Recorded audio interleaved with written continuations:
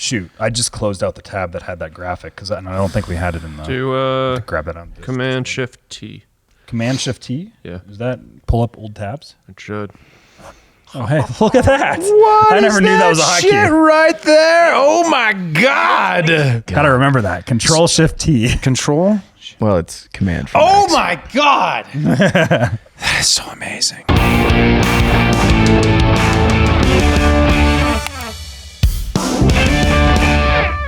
Hey everybody, welcome back to Human Reaction, your weekly source for independent commentary on cultural news and politics, where it's always our mission to arm you with the tools you need to cut through media misdirection and resist the hypno-narrative. The hypno-narrative, that's a contribution from our dear friend Adam Thuen in our Discord. He wasn't satisfied with the mono-narrative because I think there's this idea that, right, like there's this one, cohesive plan in place, but really like maybe it's competing narratives that are kind of designed to entrap us into maybe a right versus left paradigm. How do you interpret hypno-narrative? I kind of like that too, because I usually talk about how there's like magic words that kind of cast a spell on people, and then all of a sudden everybody's just like, they shift into the mindset. So like, there's like a hypnotism that propaganda provides. It's like a web of narratives that all kind of interweave, and you can go many different paths, but they're all kind of predefined for you, places that they want your mind to go at a given time, perhaps. Yeah. The great they. Yeah, I think of it in terms of like, I think Adam's point of view is that there's a hypnosis, there's like an attention economy that is really the driving important part of this. And I think the attention economy is an important component to it. But I don't think I don't have like a big value judgment there of that being good or bad. What I'm more concerned about is the degree to which we do think in mono narratives, which is like questioning what is the COVID-19, vaccine, Wuhan Institute of Virology. It just happens to be right next to the wet market. That's a strange coincidence. Oh, you can't talk about that. That's the mono narratives I see, is when we all come together to say, no, there's this one thing you can't talk about, or a boundary on talking, or a boundary on thesis that you just can't get to. Yeah. That's the mono narrative as I think about it. And I don't think is that we'll always have a mono narrative, but there's definitely times when Russia invades Ukraine, and if you start talking about NATO expansion, woo! It's the NPC chip meme, right? Out goes the one and in goes the other, and you have to think of the thing. Although I feel like I've become such a culture maxi in recent years, and I see a lot of things as just like competing cults all the time. So like you have the mono narrative stuff that goes on, but there are other cults that exist too, and there is kind of like a hypnotic trance that people get put into in whatever facet of that they're in. And there's also like different factions within the mono narrative often that are kind of competing for different areas to steer people towards. So I think there's something to that. I think there's something to what Adam's saying with the hypno narrative thing. Absolutely. Well, which hypno narratives are we breaking through today, David? Well, NPR isn't biased, says the neo-Marxist feminist postmodern CIA excuse me, a CEO of NPR that's now in charge. So it's an easy mistake to make. Really. I get him confused all the time. Speaker Johnson drops his package. Really? Screwing over America and giving deep state everything they ever wanted. The deepest state. The deepest of states. And then plus AI waifus, Israel, and other issues. I still have no idea what waifu means. So we'll get to it. We're going to have to get to it. We'll teach you. This is like gamer talk type of stuff. Okay, good. Well, we have our own language. We'll dive deeply into that. Before we do, Kyle, tell the people. Yes, thank you to all of our supporting members that kind of help keep this thing afloat to some degree at least. Find out how to join us and support us over at humanreactionpod.com. All of our links to everything are in the show notes below. And please, whichever platform you're on, like, comment, subscribe, hit the notification bell if that's the thing on the platform. Helps you. Sometimes even if you're subscribed to us, it doesn't necessarily put it right in front of you, in front of your face, unless you hit like a notification bell or something like that, like especially on YouTube. We've passed 900 YouTube subscribers. 918 today. Yeah, so we're on the road to 1,000. And we might have some surprises when 1,000 subscribers happen. So please share this around and help us out. Every little like and comment and all of those things help us in the algorithm and get us pushed forward and what we're doing out there. Absolutely. And of course, many thanks to the people that contribute to our Discord community. It is a awesome place to sound off on all things political and cultural. And we have our classic meme of the week. This week, we have a very special statement from our Commander-in-Chief, Joseph Biden. Are you ready to choose freedom over democracy? Because that's America. Yes, I am. That is America. I am ready. It's not even a meme. It's just a statement of fact. You got freedom or you got democracy. Might be my favorite thing I've ever heard him say, actually.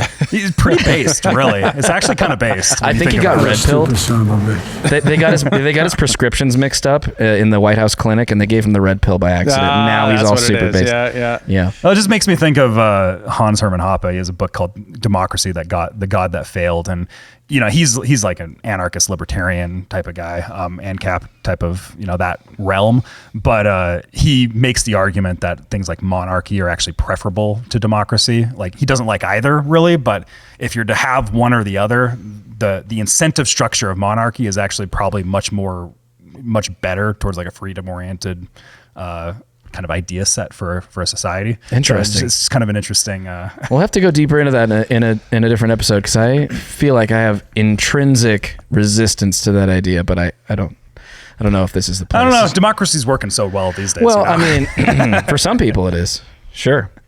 If you're a defense contractor, it's working great. Anyway, so if you're an oligarch, yeah, what's not to like? If you are a small business owner looking for exponential growth, you have to connect with Adam Thuen at Intellectual Patriots. He will revolutionize your business game and help you get to the next level. Adam can streamline your business practices and advertising strategies to improve your bottom line. His expertise in data engineering means he can build you the systems you need to collect and analyze market data. His mission is to provide you with invaluable insights to fuel your success. From grant writing and business proposals to digital systems integrations, even AI management, Intellectual Patriots is a one-stop shop for cutting-edge solutions. Don't wait another second. Visit intelpatriots.com to learn more. That's INTEL Patriots.com. This episode is brought to you by Revved Up Promo, the official apparel partner of Human Reaction. Revved Up is a premier full-service shop specializing in laser engraving, screen printing, and embroidery. Not only are they now making all of our apparel right down the road from us, they can do the same for your brand and ship it to you anywhere in the world. Revved Up helps you navigate the extensive universe of merch options and uses state-of-the-art techniques to showcase your brand in its very best light. So if you want to support our show and our generous sponsor, you can now do so by buying our merch and by turning to Revved Up Promo for your own custom apparel needs. Reach them at revveduppromo.com. That's with 2 V's and 2 P's, or just check the show notes for a link. So this is what happened. Last week, a guy named Yuri Berliner, he's a veteran public radio host or editor at the institution of NPR. He says, he writes this article for the Free Press, and I've been at NPR for 25 years. Here's how we lost America's trust. He basically, in short, the summary is, it's always been liberal. There were always but it's become activist, and it's become way worse since Trump became feverish with the Russiagate story and its coverage. It didn't bother to cover like the Mueller investigation when it turned out that the Russiagate thing was all nothing burger. Mm-hmm. Like NPR just kind of ignored it, is one of his criticisms of the organization. And then they didn't apologize for like spending all their time on Russiagate and then ignoring the Mueller investigation's result. And then they just kind of went on like nothing happened. And then same with the Biden laptop story and the COVID lab leak story, where he said, hey, we ignored these stories. We didn't do a good job because we have this huge blind spot. And he also mentioned that there's like an obsession with ideology and gender, but indifference to the lack of ideological diversity. And he said, and he ends it. What's really sad about this story with NPR, although I think we're definitely gonna get some laughs out of it. But what's really sad about it is he ends with like this really hopeful message. We just got a new CEO, and I hope that they can turn this ship around. It is an interesting thing too. Yikes. With yikes. Didn't work out. We'll get into that. Yeah. But it's one of those things where NPR, I just have such a annoyance with NPR as a whole, just because we all know those people that are like, I know what's going on. I watch NPR. They're non-biased because they're publicly funded, right? Like we all know those people that are like, that's the way that they view NPR, and like that's their primary news consumption. So it's just, I think this story really elaborates how there's no such thing as unbiased journalism. Like everybody's got their biases, right? Yeah. There's no such thing as an unbiased individual, let alone a collection of individuals that all have, various incentives because of the institutions that they're in. They're publicly funded. Of course, they would be disincentivized from promoting limited government because that would by default cut their funding, right? I mean, like there's just basic things there. It's interesting because with the CEO, one of the CEO's arguments is like, oh, she doesn't involve in the newsroom because her job as CEO is to fundraise. What? Most of Why? NPR's funding is private. They Oh, is it fundraise really? for it. Yeah. Oh, yeah. interesting. So From why do who? we publicly fund NPR again? That's a great question. Well, it's the same. It's the same thing. I remember when Elon first took over Twitter, and he put a lot of these publicly funded news organizations from all sorts of different countries, like he was doing like in Canada, Europe, and NPR I think was one of them as well, where he put this state-funded media. They put like a tag next to all of them, and everybody like freaked out, and they're like, no, we're not state funded. Like only like 20% of our money comes from the state. You know, it's like you're like, yeah, but like it's still, it's still there, right? it's You're still still there. state funded, right? Well, and what wasn't it that Community Notes said that like the CBC, the Canadian Broadcasting Corporation or whatever, was like 70% state funded. Yeah. And they were like, that's a lie. We're not 70% state funded. And then he changed it to 69. Classic. It's so funny. By the way, happy 420, guys. Speaking of is it? meme numbers. Yeah, it's Hitler's birthday. Da, da, da, da, da. Obviously, we're celebrating in glorious fashion. You Bye. guys seem really stoned. I just want to put that out there. You did hand me a gummy, and we were concerned. I told Right off you the bat. it was a normal gummy. It's not a gummy. None of us are imbibed. None of us are imbibed right now. Right. Well, anyway. Only on Little classic American drugs like alcohol. Yeah, right. So- just the whiskey that Bennett brought in. The Irish whiskey. So after this drops, Catherine Mayer. Mar. Sure. No, I'm a Montana. It's going to be Mar. All right. The new CEO puts her comments out on like a blog post for NPR, and basically, it is. I mean, it's indecipherable. Like I don't know what's going on here. It's pretty much. It boils down to one quote. Quote. It is deeply simplistic to assert that the diversity of America can be reduced to any particular set of beliefs. What does that mean? I know words. I have the best words. Truly the best words. It's deeply simplistic. So he says, we got no conservatives. He actually does a poll in his thing. He's like, out of 90 people in the newsroom, like the main headquarters, guess how many are registered Republicans? Zero. Zero out of 90. And I he says, feel like you almost have to try for that. And he's like, takes work. I raised this as an issue, and I wasn't met with like outrage. I was met with indifference, which is way more concerning. Right? They were just like, well, whatever. It doesn't matter. It was like, well, no, that really does matter because it means we have huge blind spots where we don't understand what a like 50% or 40% or whatever of the population thinks. And so her response is, yeah, that's simplistic. It's simplistic to assert that the diversity of America can be reduced to beliefs. Wow. What? What a strange thing to say, just on its face.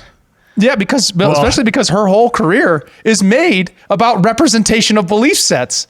Like that's her whole shtick that she said, and we'll get into this, but her whole thing has been like, oh, we got to make sure people who are unrepresented get a voice. I mean, it's absolutely bizarre. Not the wrong people. Well, on Wikipedia, yeah, as long as it's the oral histories that can't be cited on Wikipedia is what makes Wikipedia blind and white supremacist as she's running Wikipedia. You'll see. Anyways, we'll get to that. So next in the story, about 50 NPR employees basically write a letter that says that, calling for punishment of Mr. Berliner. Yeah. And it gets released online, and it's like an internal email that gets released. It was written on an iPhone, clearly. Well, take a screenshot on our phone. Yeah, screenshot of like on the Notes app. Yeah. Yeah. But So the employees wanted to punish him for what exactly? For writing, well, I mean, it was basically because he went to another outlet and complained about something in NPR. So it's like, and it's like we need more assistance to people who are now under attack because of the harm that Mr. Berliner has done against us, and it's woke garbage as well. Wow, yeah, sounds like it. Well, yeah, and here's his resignation letter as the CEO is, I am resigning from NPR, a great American institution where I have worked for 25 years. I don't support calls to defund NPR. I respect the integrity of my colleagues and wish for NPR to thrive and do important journalism, but I cannot work in a newsroom where I am disparaged by a new CEO whose diverse divisive views confirm the very problems of NPR I cite in my free press essay. Interesting.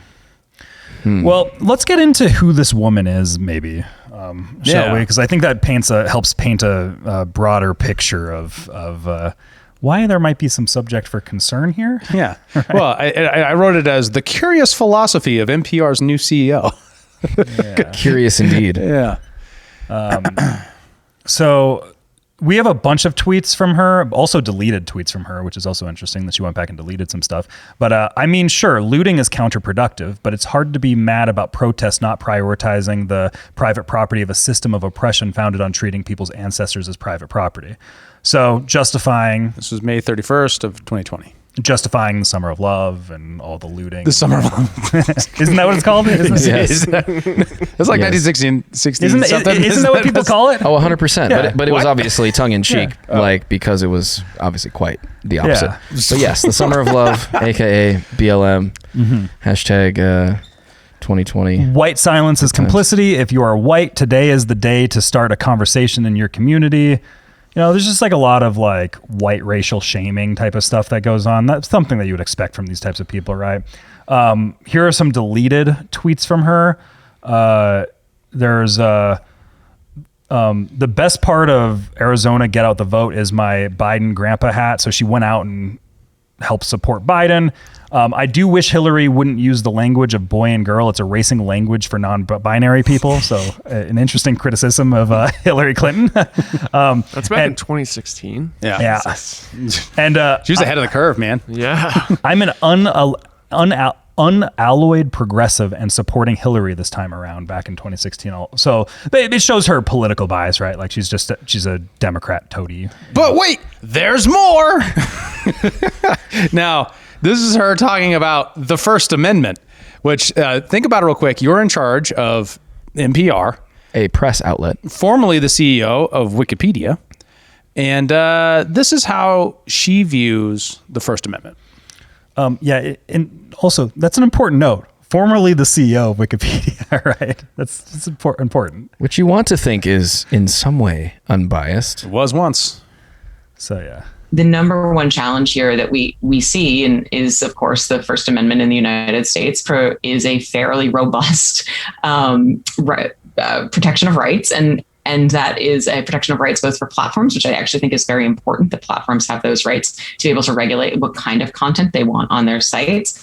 But it also means that it is a little bit tricky to really address some of the real challenges of where does bad information come from and sort of the influence peddlers who have made a real market economy around it. The number one challenge here that we see and of course, it glitches out like that, Joe, because it looped back around. I know. I wanted to hear her say that first part one more time, if you wouldn't mind. Yeah. It also note in the top, on the top right, Atlantic Council. It's just we'll get to that. Let's circle back to that. The number one challenge here that we see and is, of course, the First Amendment in the United States. It's the number one challenge. The number one challenge we see here, and this is the head of a press outlet in the United States, is saying that the number one challenge they see is the First Amendment. Yeah. At least in the context. What is the context? Of fighting misinformation. Sure. Because people have this weird idea that misinformation, which is, I don't know, saying things that are false to make a joke, like saying, for example, hey, don't forget to vote on Wednesday. Right. Which actually is not, the day after the day you're supposed to vote. And then you can go to prison for that. Right. A man went to jail. Guy did go to jail for that. Yeah. So that's counted as misinformation. So they're saying that this is a challenge for them in the press. No, this is a challenge for fighting misinformation. Notice who she's talking to. That's why Kyle circled that. The Atlantic Council. Do that special tab thing. Yeah, Kyle, do your special tab move. So bring it back up. Yep. Atlantic Council in the top left hand corner at a specific summit, the 360 summit. What was the word? Yeah, 360 Open Summit, which is where they bring in all these different people to talk about topics that the Atlantic Council is running. Well, guess who's the literal center of the spoke of the wheel of the censorship industrial complex for the nonprofit sector? I'm going to guess it's the Atlantic Council. Yeah, who gets almost all of its funding from the State Department and from the various different agencies of the government. Straight from DARPA. Of all the board of directors, 7 And all of the head board of directors have all had connections to intelligence agencies since the beginning of the Atlantic Council. The Atlantic Council is a cutout for the State Department and the CIA to do things that they otherwise couldn't do. Don't be suspicious. Don't be suspicious. Exactly. So, what she's talking about is in a summit to talk about how to fight misinformation as the CEO of Wikipedia. Oh, so this is her prior to being the CEO of NPR. Yep. Okay, so but then they were like, "This is a great person to hire for NPR." Absolutely. Well, and it's important to other things on her resume are CEO of Web Summit and chair of the board of directors of the Signal Foundation. That's very She's still part of the Signal Foundation. That's very interesting. See, I've heard nefarious things about Signal from its inception, and I know everyone says, "Oh, it's open source. It's got to be legit," but I don't know. Well, Tucker Carlson would disagree. I think he would. Well, and that's exactly. So people that don't know, Signal is a end-to-end encrypted messaging app that's open source, Signal Foundation, nonprofit, all this stuff, right? But there, as Bennett said, is that there was a situation where the government, the NSA, apparently got into Tucker Carlson's text messages on this end-to-end encryption app, Signal, and then leaked all of his text messages to the New York Times, right? So, which is another interesting dynamic where you have them leaking things to the journalists, like a lot of shadiness that goes on there, right.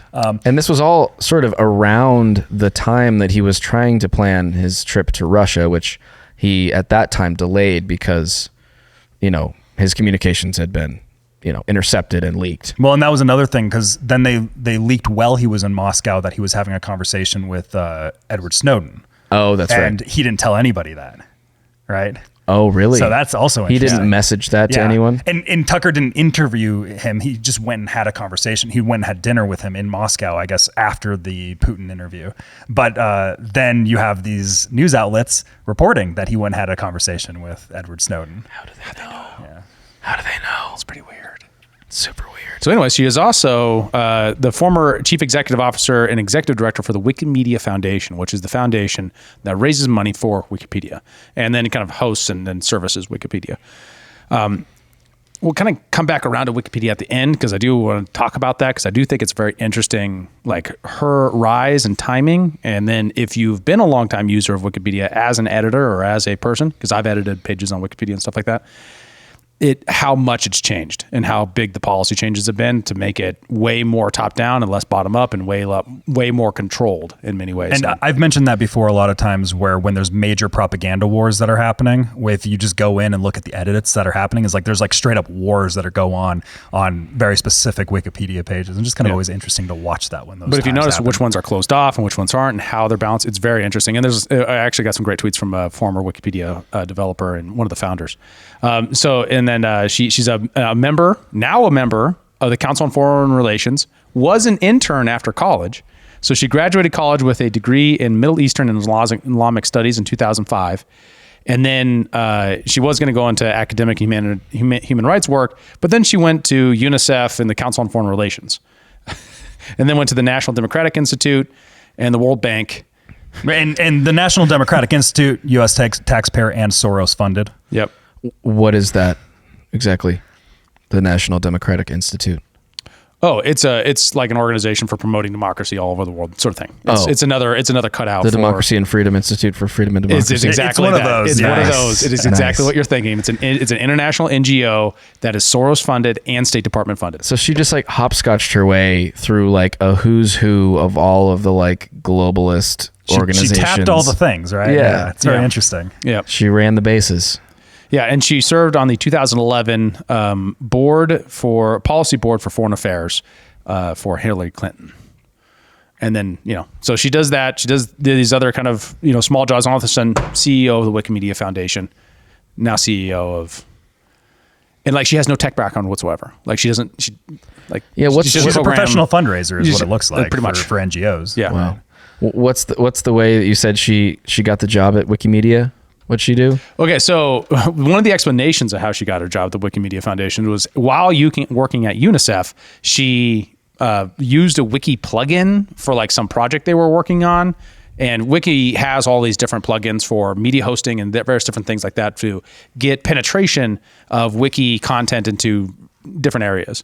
Don't chill out, dude. Chill out. I'm talking about like censorship regimes and stuff like that overseas, right? So then they were about that work, right? Then back then for like an open internet, and a lot of her early stuff is all about open internet stuff. And then somewhere along the line, she becomes what we're seeing here. But anyway, she used this one Wiki product, and that made me interested in Wiki products. And then when the job came open, I applied for it, and I got CEO. So I was like, boom, like, whoa. Sounds great. So the next time I use an API from a company, I'm going to just go ahead and submit a resume at the same time. Yo, thanks. Just check this out. You thought that was cool. Yeah. So this person who was once very much about like, making sure that we had democracy and accountability in these freedom. areas that were closed off to these sorts of things. Now, once she's at the reins of power on Wikipedia, this is her new standard that she comes out with. I started by talking about the idea of free and open as some of our founding principles, sort of free and open source coming from the idea of the open source community. Well, I have come to the opinion and the perspective that free and open was a way of looking at the world that was inherently limited relative to what we were trying to achieve. Free and open has the best of intentionality, but in the end, what free and open often ended up doing, and particularly in the case of Wikipedia, was really recapitulating many of the same power structures and dynamics that exist offline prior to the advent of the internet. And so what we ended up seeing was Wikipedia really rebuilt this idea of knowledge as a whole around what the Western canon. You see the exclusion of communities, of languages, because of the ways in which Wikipedia is based on reliable sources. The idea of a written tradition is something that is particular to the idea of a written tradition, which is particular to some cultures and not to others. The ways in which I ascribe notability often really comes from sort of this white male, Westernized construct around who matters in societies and who is elevated in whose voices. And so some of these ideas of sort of this radical openness really did not end up living into the intentionality of what openness can be. Okay, so she's saying that because it's open, meaning like anybody can edit it, it's somehow reinforcing the sort of racist power structures that exist in the West? No, because it requires a source. And white power structures have done the most to write down their sources. I see. So she's saying, so people that focus on oral traditions, they're not going to be equally represented. Remember, equally, everything's egalitarian. That's the magic words for this, right? Yes. And so they're not going to be equally represented because there's not necessarily written source material for certain cultures, right? Got it. Yep. So radically open, like her kind of like openness can be. What it can really be is openness to like, well, I mean, people like what I don't know what that results in when it comes to Wikipedia, but what it shows is like her biases that free and open are just insufficient. That what we need is something that elevates and breaks down the structures of Western priorities, even though like how are we supposed to believe things that Wikipedia says if it isn't sourced? Right. Like if it's no sources, that's like the best part of Wikipedia. Well, how do you reference an oral tradition too? Like you get audio recordings? Bob down in that tribe said. Even if you write it down, are you now Westernizing it? Right. That's one of the objections of the Western. Yes, you're subjugating it to colonialism. What's your expectations? Right. If your expectation is that writing it down is what makes it authoritative.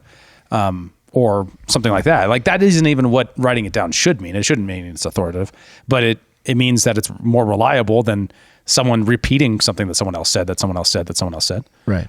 Well, it's also like there's a language thing too, where English is the most used language in the world, right? Because it's the best. I don't know if I would say that. Just joking. It's restrictive in some ways, but because it's the most used, that's also part of the power dominance that happens because it's not equal with everybody else. So people that have certain that are using other languages, they're not as equally represented on Wikipedia because you just keep going down the little oppression Olympics that exist there, right? The oppression Olympics? Yeah. Kind of quick sidebar. Is this, I don't know if you guys listened to I know you did, the Graham Hancock episode. Is this kind of the same argument of why he was considered like racist and like because he's like citing. Well, he's citing on the written source. Well, yeah, and when he's citing, so what happened there, and the clip that blew up with that was that, so on Rogan, Graham Hancock, who's kind of like a journalist on ancient civilizations. With Flint. Yeah, right. We're just for backstory. Just for some backstory. Graham Hancock, he's like a journalist that does a lot of work and has a theory about ancient civilizations, and that some of the things that we think around like hunter-gatherers might not be exactly right. And because of an apocalypse that happened in the past, there's kind of like a resetting and a technology transfer that ended up happening. And he has this theory around that. But this is a very contentious thing with archaeologists, and they had a debate. And one of the problems that Dibble, I think his name is Dibble. Flint Dibble presented on him was that a lot of his sourcing goes back to like the Spanish who were using justifications for Atlantis in order to like conquer the New World and kind of put forward a white nationalist vision.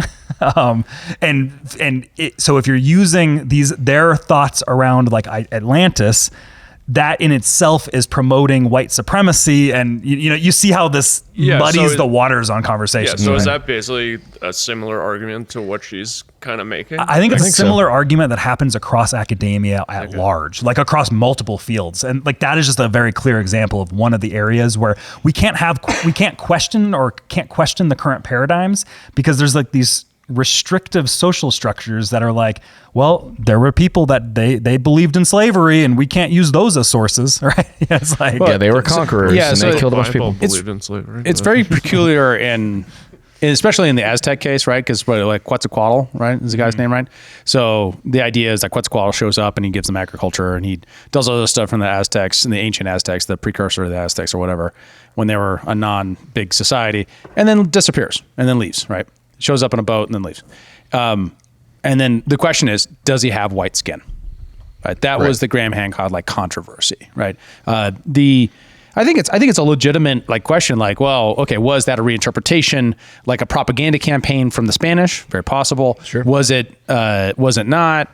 Maybe not. Like, I don't know. Like albinos exist in all over the world. Well, and I mean, maybe it was a reference to albinism, and that's just what made him special. I don't know. Well, it's sort of peculiar. It's sort of like saying like Hitler believed in something, so we can't reference anything. You can't invoke the name Hitler. Like it becomes that, right? And it just muddies all. Because are you saying openings. Because the Spanish touched it, it's taboo? That's essentially his argument. Well, I mean, no. What he's saying is that there might be evidence. I thought the evidence that he presented was weak.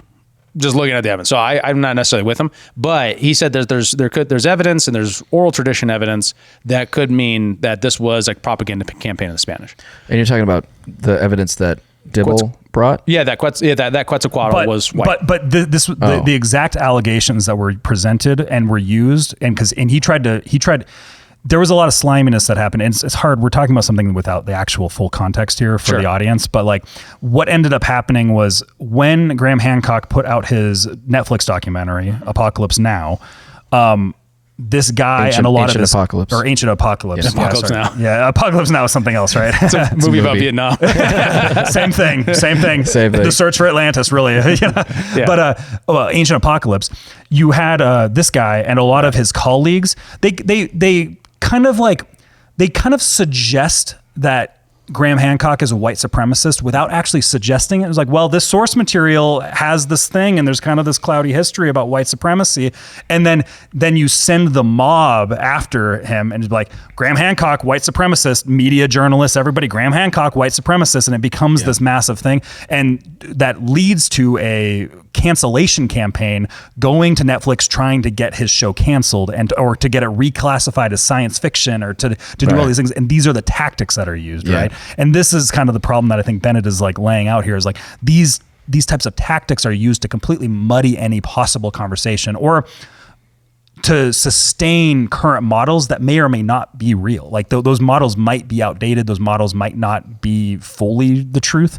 Like we can adapt those models, but if we have these systems in place where it's like, well, we can't do this because that person believed in that thing. And you're just like, everything gets muddied and we can't actually evolve anymore. Yeah. And I did think that campaign was bullshit. And I thought that the overall claim that, these things could have had a precursor civilization, therefore they were white or something like that, that implication was absolutely made up by Dibble and absolutely just ridiculous. It was frustrating. There was another, I thought, rather humorous argument that Dibble brought, which is that by suggesting that aliens or extraterrestrial civilizations brought technology to these Aboriginal, like ancient civilizations on Earth, that they were depriving these Aboriginal tribes of their accomplishments. Yeah. Right. And by doing that, it was sort of like aliens were becoming like the colonizers in effect. It's worse than that, actually. Because Hancock's theory, the important thing is, Hancock's theory is not actually that aliens came down. It's actually other humans. That's the crazy thing about it is it's one human giving it to the other human. Is like, that could be racist, right? Because there's like, but I think what they're saying is if he was working backwards from they couldn't possibly have done this on their own, that's one thing, but Hancock doesn't do that. He just says it's interesting that you have this coalition between all these different places that have the same myth. Yeah. What is that about? And like, there's no answer to that. Well, his argument, Hancock's argument is that there are ancient humans that survived an apocalypse, a cataclysm that occurred, and they sort of diffused into hunter-gatherer civilizations and brought with them the advanced technologies of the remnants of their civilization and sort of like seeded those, right? And also that it's possible to have more advanced civilizations while hunter-gatherers were also here, right? Correct. Because we currently have that now, right? Like you go into the Amazon and if you go to the Amazon and compare that to New York City, very different civilizations, right? Yeah. So I didn't mean to totally send us no, it's okay. But I think the relevant point is that she's kind of engages in her letter and in other places that kind of like sleight of hand suggestion that there's something suspicious going on here, and it's a very emotional driven argument, if I may, and it's a very like manipulative argument. How dare you? Well, accuse a woman of being emotional. Well, I just mean like it's very much like how could you? Now we can't have this conversation because we've invoked this hurt feelings, right? That's her whole case about the problem with Yuri's thing is like it hurt so many people's feelings. Well, he's pointing out a problem. So, and then lastly, we also have a point on stamping out information and immersing ourselves in good information, whatever that means. That sounds cleansing. This clip right here that you're... No. This is actually the earlier one. No, it's the next one down, Kyle. This is the next one down. Don't go to the YouTube clip. I should have taken that out. My bad, buddy. This is actually one I thought about getting into, and it's from when she was early on at Wikipedia, where she sounds like a totally different person. It's a very strange transformation. Like I think you could write a book about how she changed her mind about like liberalism over this time, because it charts. I've watched a lot about a lot of her interviews, right? Because she has a ton out there, and like if you look at that one that was just up on YouTube, it's got almost no views, right? So she has all of this stuff, 150 views. Damn, we get more views than that. Suck it. But this process that she very clearly went through of being like a liberal to being this kind of progressive censorship neoliberal. You see what happened is they took her into a skiff. That's where I was going to. Then they showed her some things. We got a lot of skiffs for this episode for you. For those that didn't understand the skiff reference in the last episode, the skiff is what's it stand for? Oh, as an acronym. We're actually going to go into it with our next topic. It's a secret room. We actually are planning to talk about that a little bit. Super top secret room. But okay. So here's the video. Drop your Johnson. Go ahead. Here's the video that Dave is referencing here. So I think much of what we talk about with misinformation is really about how do we stamp out bad information, and I'm really interested in how do we actually immerse ourselves in good information, and what are the ways in which our systems and policies and structures can focus on how they have an obligation to each of us as citizens to be able to sit within that good information, and what that good information can do as sort of like fertilizer, nutrients for all of us to be able to be as successful as possible, both individually and as a collective community. So I think. Did you catch that? Good information. You got to dispense with the bad information. It reminds me of alternative facts. Yeah. That's what it feels like. Yeah. Alternative facts. Well, it's this thing is like we have a certain way that we want the world to go. and certain information is inconvenient for that direction for the collective community. So that's what people mean by good information or bad information, because some things are just that's not useful for us in this moment, right? We gotta keep going in this direction. So get rid of that. We don't want to have that topic being in public parlance right now. So just downgrade that, make that conspiracy, make that whatever you want it to be. Marginalize it. But this is good information right here. Right. And the question is, and I think this is a very important difference when you look at her philosophy and the philosophy of the organization in which she joined and then killed. Larry Singer was a co-founder of Wikipedia, and he wrote this really great article about the devolution of Wikipedia, about how it kind of transformed from its original vision. And then a lot of this tied very specifically, he did an interview with Rufo as well, with the rise of Catherine Marr. So the interesting thing about this, and I just want to summarize this real quick, Wikipedia's original vision was very much a bottom-up Hayekian sort of orientation of what does it mean to have, quote, good information. What he saw was good information was the idea that you would have people navigating and finding information in an open process and contributing, and then like a competition to discover through like a mechanism at Wikipedia to discover the good, right? Versus what I think, as she's puts it, if you kind of pull together all her different comments about the First Amendment, about the free internet being a white male construct, that we know what's good and we're going to enforce what's good. And if you look at what her criticism and how she works backwards from, it's just deeply simplistic to assert that the diversity of America can be reduced to a particular set of beliefs, while she advocates herself for progressivism very clearly. Right? While she engages in these very things, that there's like a double game going on, that she can then suppress the belief she doesn't like, suppress the bad information, and advance the good under these terms that she kind of throws around to disguise what she's really got going on. Strategery. Exactly. It's actually kind of interesting. Like I'm just reading an excerpt from this interview right here, and I'll just read it right here. Is Rufo says in another clip, she says, or Rufo's the interviewer here. In another clip, she says explicitly that she worked for governments to suppress misinformation on Wikipedia. And Sanger replies, yes, but how did she do that in the Wikipedia system? Because I don't understand it myself. We know that there is a lot of back channel communication, and I think it has to be that it has to be the case that the Wikimedia Foundation, now probably governments, probably the CIA, have accounts that they control in which they actually exert their influence. And it's fantastic in a bad way that she actually comes out against the system for being free and open. When she says that she works with government to shut down what they consider misinformation, that in itself means it's no longer free and open. Right. Well, I think this is the co-founder. Yeah, right. But I think we've known for like some time now that it's not free and open. I mean, you've seen, I'll say in the COVID and post-COVID era, individuals that went against that narrative immediately had their Wikipedia entries edited to regard them as, peddlers of misinformation or conspiracy theorists or anti-vaxxers or whatever.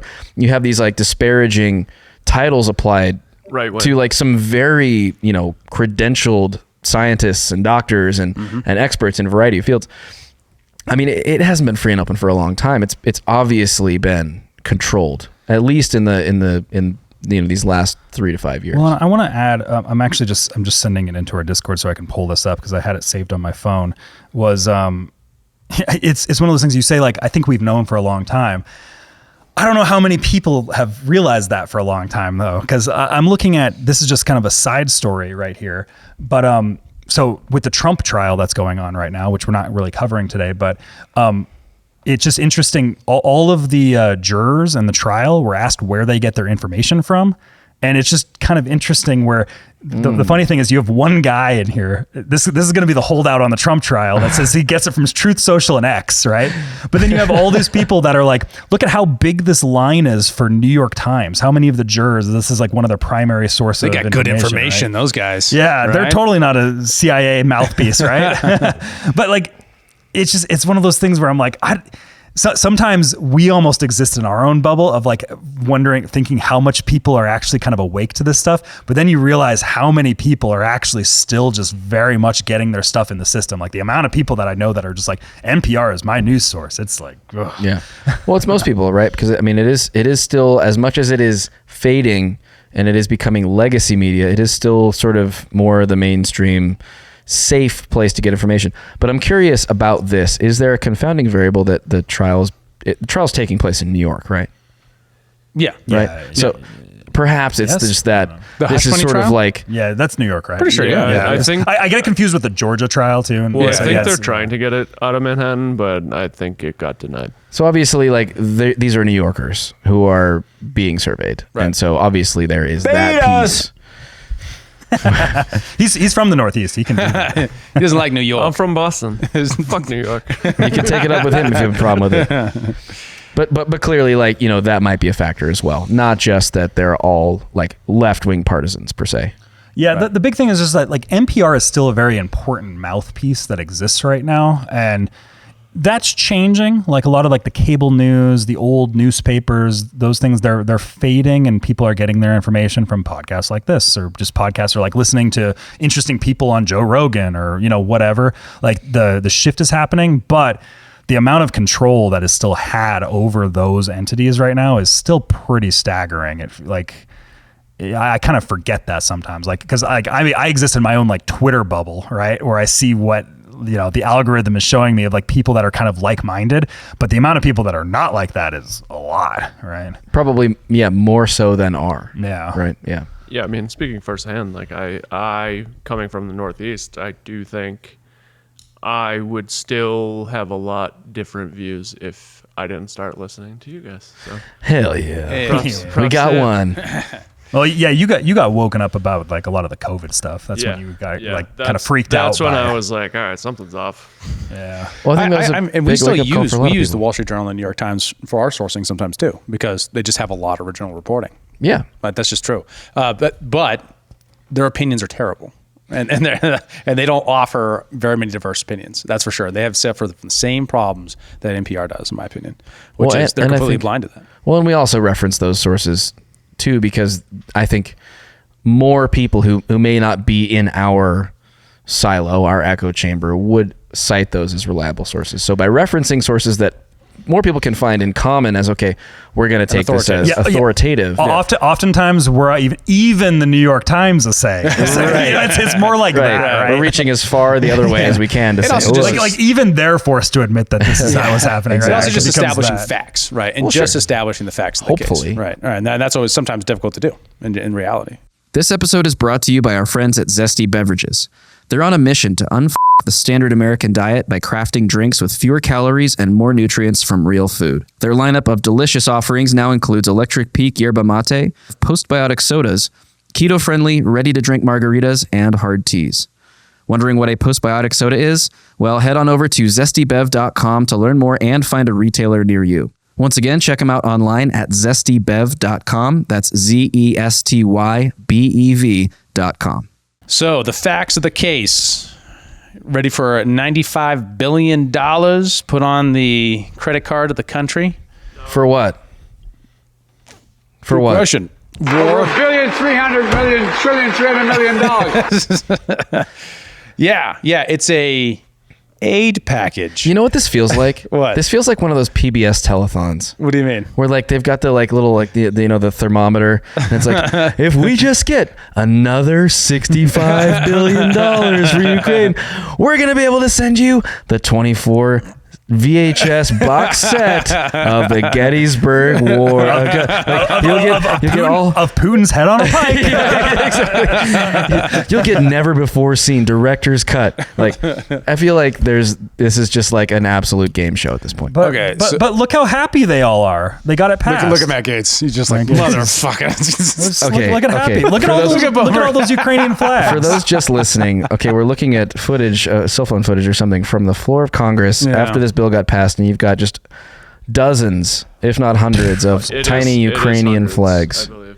being waived on the floor of the United States Congress. And the usual suspects that you would expect not to be on board with it, like Lauren Boebert and Matt Gaetz. They're just like, So yeah, it passed. And one of the interesting things about your point here, Joe, is that it was kind of like that. It kind of started out at about 60 billion, and then it was 80 billion, and now it's at 95 billion as they went for a very novel approach to combine 3 different bills into one bill functionally. 4 different bills into one bill. So here's what's in it. Well, first off, it passed 316 to 94. Very interestingly, how it passed was by the Republican Speaker of the House getting a bunch of Democrats to pass it around the Rules Committee, established and pretty much chaired by the Freedom Caucus. Look, I've never been more frustrated with our leadership in this country.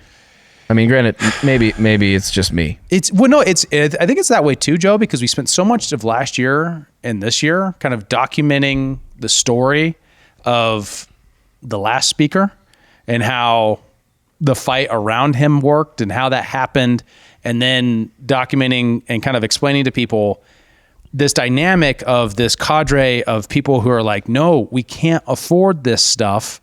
No, this is unwise. And leveraging their position as, a very slim majority of Republicans to try to bid for the best deal that we could. And the crazy part of this is the absolute betrayal of those people by Speaker Johnson, who gave him the gavel. Which, speaking of, I just pointed out there, the Matt Gaetz and Lauren Boebert looking very dejected while everybody in the House is waving their Ukraine flags, because those were some of those people that really supported Mike Johnson in coming in for this. It's a betrayal right there. He went into the skiff and everything changed, right? Right. I have a question. When was the last time that American flags were waved on the floor of the U.S. Congress? It's mostly Israel and Ukraine these days. That's mostly what they are. Who's really running this country? It does feel like the country might be occupied in some fashion, right? It kind of feels that way. Occupy Wall Street did work out. Anyway, so Occupy DC. Also Occupy DC. So how the breakdown of what was actually in the bill, we got this great visual from even the Washington Post. So Ukraine, $60 billion, that breaks down to various different, I love how the Orwellian terms, security assistance. It's rockets. It's things that explode. It's not security. It's blowing things up. What is replenish U.S. stocks? So one of the big problems with this, one of the big problems with what our tactics have been with Ukraine so far is we've substantially degraded our available stock of weapons and ammunition for our servicemen. Okay. So that's not even going to them. That's just to replenish our stocks. So it's under Ukraine, but it's under Ukraine because that's for our actual military. So that's just really like sort of pre-manufacturing for future weapons that will be in Ukraine next year. That's another way to think about it, I guess. Yeah. And then we're just making sure that logistics are taken care of. Bill. Get this one. Forgivable economic loans. Is it a loan if it's forgivable? God damn it. What is this? What is this? Hold on. Everything else is not a loan, but that's a loan? So what it means by economic loans, it means it's a stimulus package for Ukraine. These euphemisms are embarrassingly dumb. Under Israel, we've got defensive activities. We've got $13 billion going to Israel for defensive activities. Sure. Wait, hold on. Wait, what's a defensive activity, Joe? Great question. A cluster bomb. That's what a defensive activity is. It's a defensive missile. Because there are defensive missiles now. We know this. They should have said kinetic activities. So it isn't clear. I have the best words. He does have the best words. To be clear, the $26 billion for Israel, the defensive activities, it isn't clear what is for the Iron Dome and what is missiles. Sure. Do you remember the Blade missile? Oh, yes. Yeah, it lands and it shoots out swords every direction pretty much. It just turns you into dog treats. Yeah. I will say, it was pretty crazy watching, because the Iran attack happened in Israel, right? They retaliated after the embassy got... It's an important part that people kind of leave out in the reporting, is that it's a retaliation after the embassy, the Iranian embassy. Yeah, it's unprovoked. Unprovoked is the magic word, right? Our governor's tweet on that was just, Yeah, he got very ratioed and community noted. Yeah, notably, our governor Gianforte on the unprovoked nature of the Iran attack. But it was just interesting. Twitter is just such a fascinating place because you just watch all these videos in real time. Like you're watching people watching the David Sling in the Iron Dome and like all these defense measures shooting down drones in the sky. It's just kind of interesting to watch. It's just kind of like, it's pretty crazy if you're in that zone at the time. It invokes the meme, particularly since it's tax season, of my tax dollars and it's the Iron Dome shooting one way, and then it's also my tax dollars somehow, and it's like the rockets shooting the other way. It's like my tax dollars somehow also my tax dollars. Because well, and that's the thing is like we did give a bunch of money to Iran, and we also give a bunch of money to Israel. Like, Yep. But, so wait, we didn't give money to Iran. When? Well, Biden returned $6 billion that was seized of Iranian funds. He returned it in some sort of deal that was struck. Yes. It was their money. Yes. We didn't give them money. We didn't steal it. That's what happened. Okay. Technically, okay, Fair. You want to get here with your facts and logic. It's like the provoke thing. When everyone talks about that, like the rain deal or or that kind of stuff, I want to have an aneurysm because it inverts the morality on its head.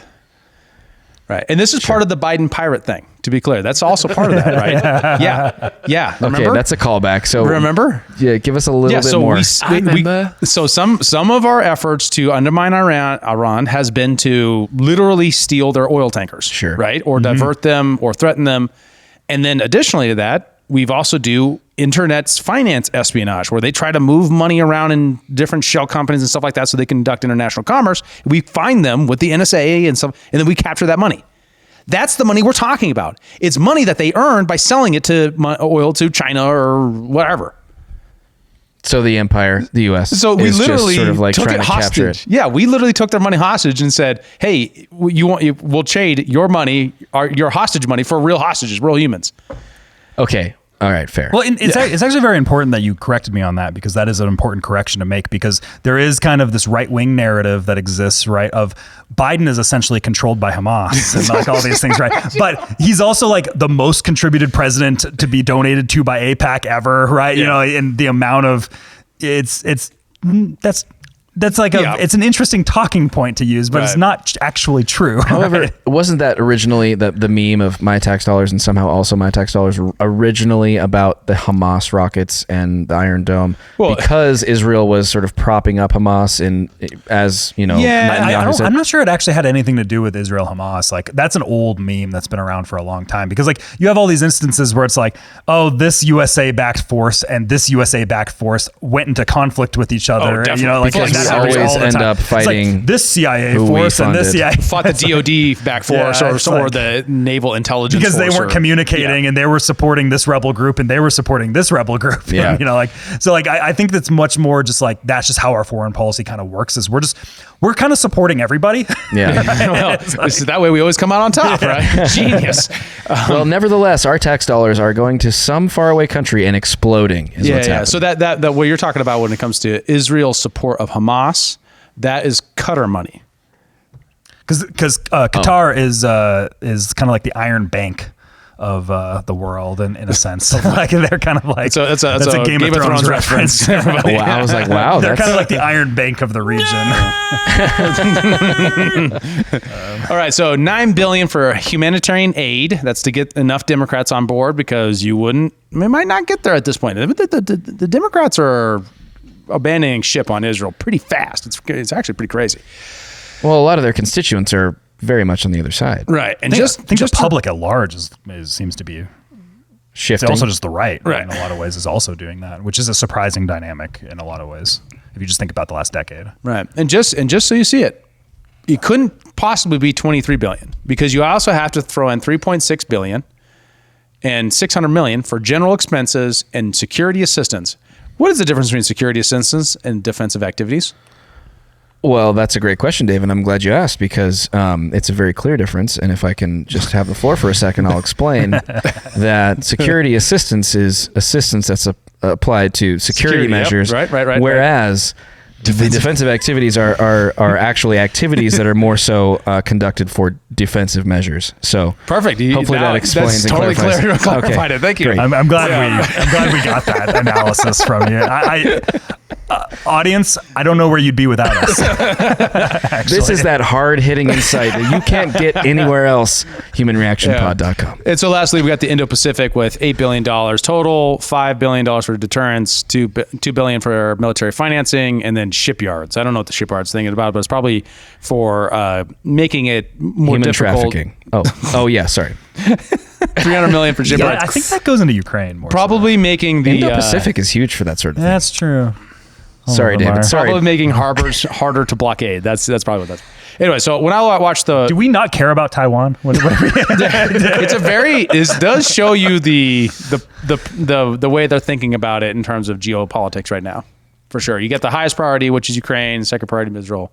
Least most important. Well, that Israel funding was going no matter what was happening. Like those are very unconditional. Dynamics.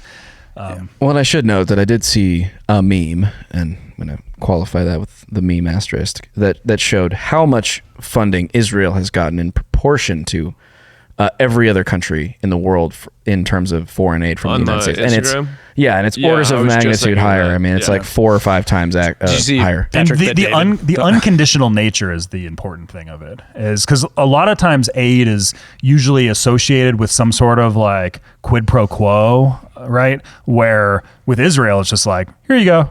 Yeah, just typically do whatever. Yeah. This isn't new and just necessary towards the Hamas. That's the very peculiar thing about the tit for tat that they got into with Iran over the last 2 weeks or so, right? Real quick. Iran attacks the embassy. Huge violation of international norm. Israel attacks the embassy. Israel Iran attacks did that Iranian back in the 80s. Yes.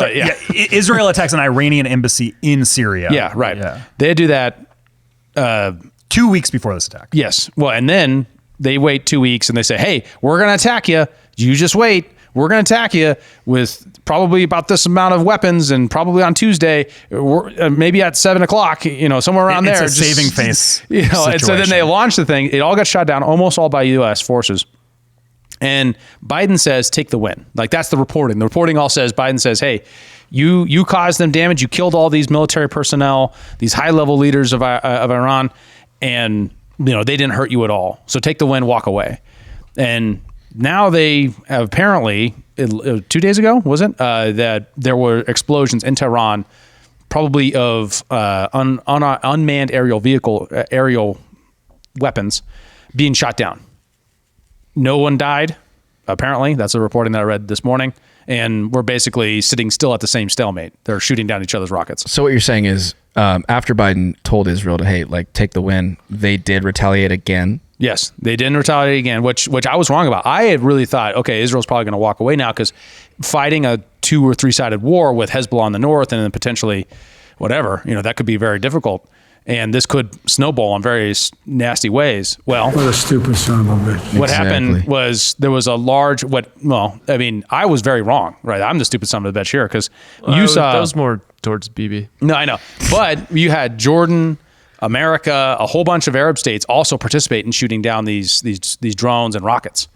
So it really showed how far out, how much the Abrahamic Accords are holding, and then to what degree people like these other states in across the Middle East are really unwilling to take the Shiite side on some of this fight, which is an interesting part of the dynamic, is the Sunni Shia, how many people are going to go with Iran if they take on Israel directly. Well, a lot of this is like a tick for tack though thing. That's just like a normal thing of international diplomacy and these types of like non-declared war conflicts. Like when Trump took out Soleimani, Iran ended up taking out a U.S. military base, but there was and they warned of it beforehand and everything. And it was a very much like Trump could have continued to escalate it, but it was like, no, we got what we wanted. They saved face. Right. What's interesting, that's what I thought was going to happen. That's not what happened. And that is kind of what Israel I figured back, which was very disturbing, right? Because there wasn't a signal. It wasn't known. It was just, we got reports that there were explosions in downtown Tehran. Which suggests to me that people are wanting to pull in the U.S. into something